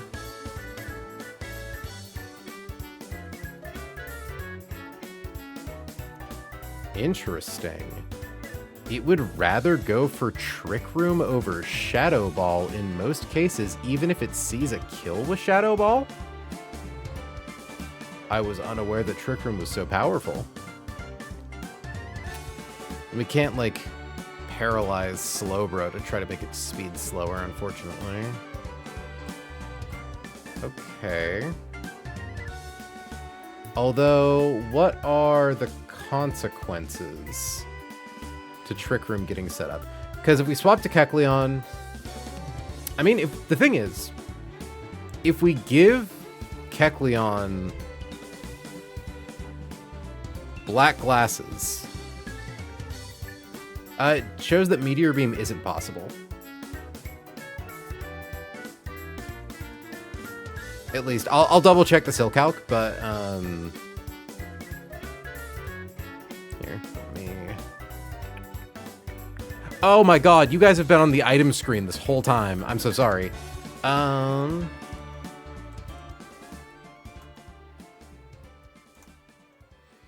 AI is holding a power herb, otherwise minus 20. It is, of course, holding a power herb. Okay, so yeah, it looks like Meteor Beam, because it's not highest damage move, is always +9. Trick Room. If the AI or AI partner are slower than any Pokemon in your field, Trick Room is +10. Yeah. So it is always either Trick Room or Slow Kill. Worth noting, if we give Kecleon black glasses, it either comes in and takes 0 damage from Shadow Ball, or Trick Room happens. Oop, this is the wrong one. We then are faster than it. Or sorry, we're not faster than it. If we get hit by Shadow Ball, we're faster than it, and we click Knock Off and win. If Trick Room comes up, we just click Sucker Punch, right? And we just kill it with Sucker Punch vis-a-vis priority. At that point, Trick Room's up. We show Fast Kill to Raichu.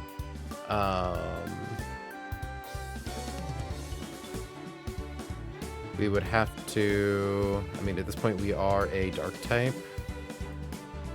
We're Dark type for sure. Yeah, so like Raichu can't even really damage us.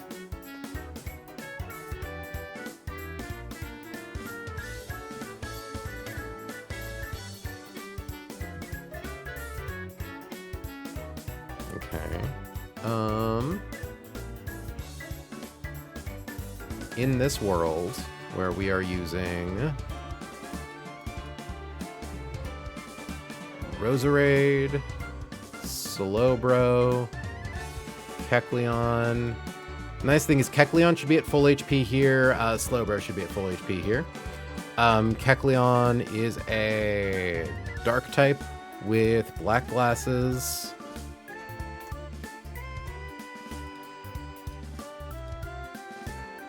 Also worth noting, Cursola here is weak armor, not cursed body or perish body.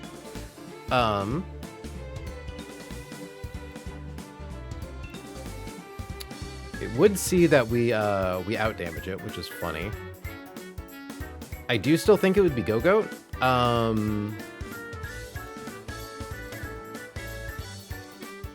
So I'm almost wondering if we bring a slow guy to kill Go-Goat.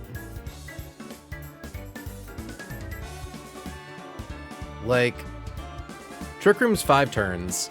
So at this point, Trick Room has been up for the turn we swap in, the turn it took to kill, so there's 3 turns left. Swapping to Corviknight, and then clicking Brave Bird is 4. Because we could account for the world where, because Kecleon could bait Earthquake.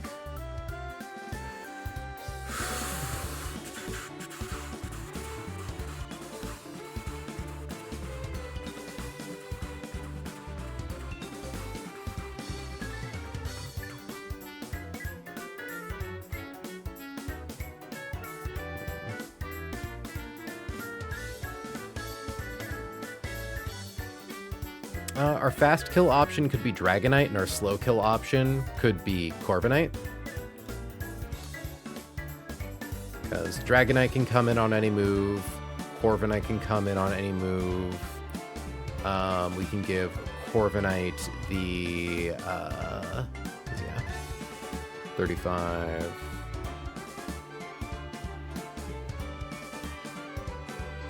Why does it show 40.8 to 40.8 recoil damage? Hold on. Weird.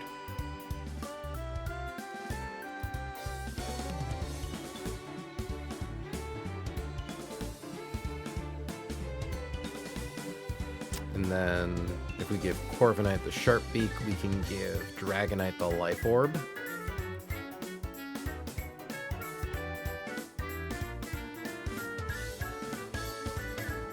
The frustrating thing at this point is, how do we get out of this situation?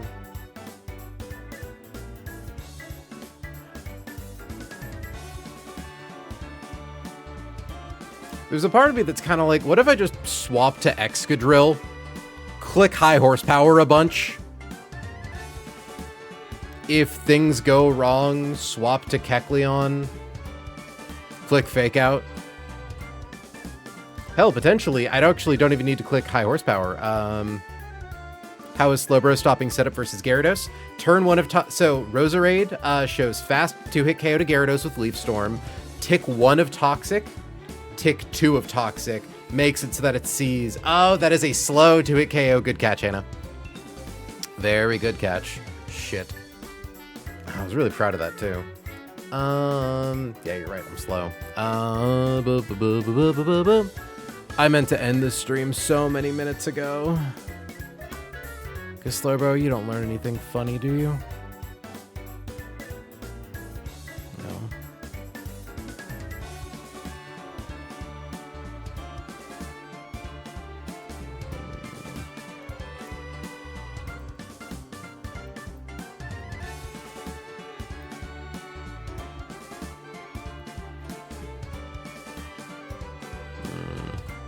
I might just have to call this for tonight and give it another look-see tomorrow. I'm sure there's something.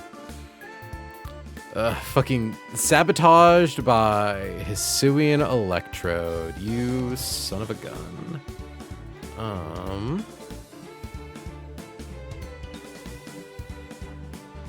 Oh, fuck it. Normal streaming right now.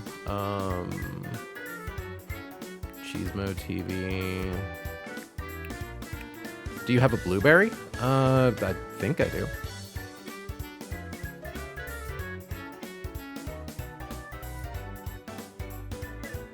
Oh, is it a natural gift, Slowbro?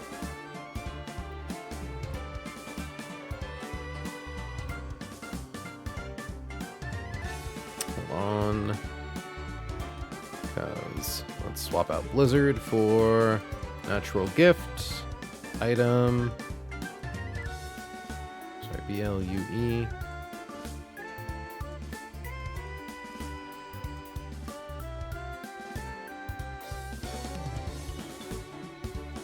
Hold on. How's that spelled? Oh, BE. Wow, damn. Yeah, you're right. Okay, cool. That could do it. Still might need a little bit of fiddling. I also do need to confirm that Slowbro can safely get back up to the required amount of HP to bait in Cursola.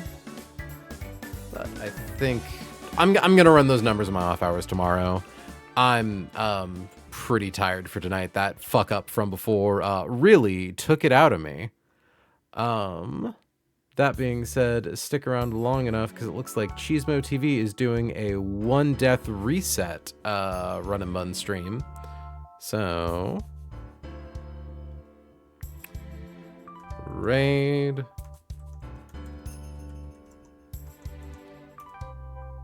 I spelled it wrong. Oh, there's no second E.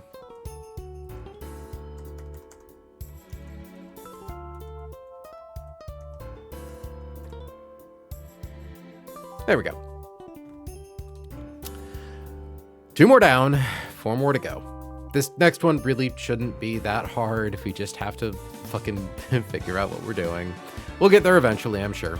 There's also theoretically lines where, again, we swap Slowbro on the last turn of Toxic to potentially show something else, to like bait in something else. Like potentially do like Corviknight to get in Raichu or something. I'm sure we've got options. We'll have that figured out by Saturday, right? And once we get to Saturday, we get the really fucking risky fight, because the one after this one is a nightmare. For those of you familiar with P-Chow's run, you know. Good night, April. 2 demonic fights down. 2 demonic fights down. God, that was so scary. I can't believe I miscounted. It's cool, though. We're so cool. We're awesome. Until next time, friends, I have been April. She has been May. You have all been incredible, and I will catch you all in the next one. Have a good night. Sending out raid. And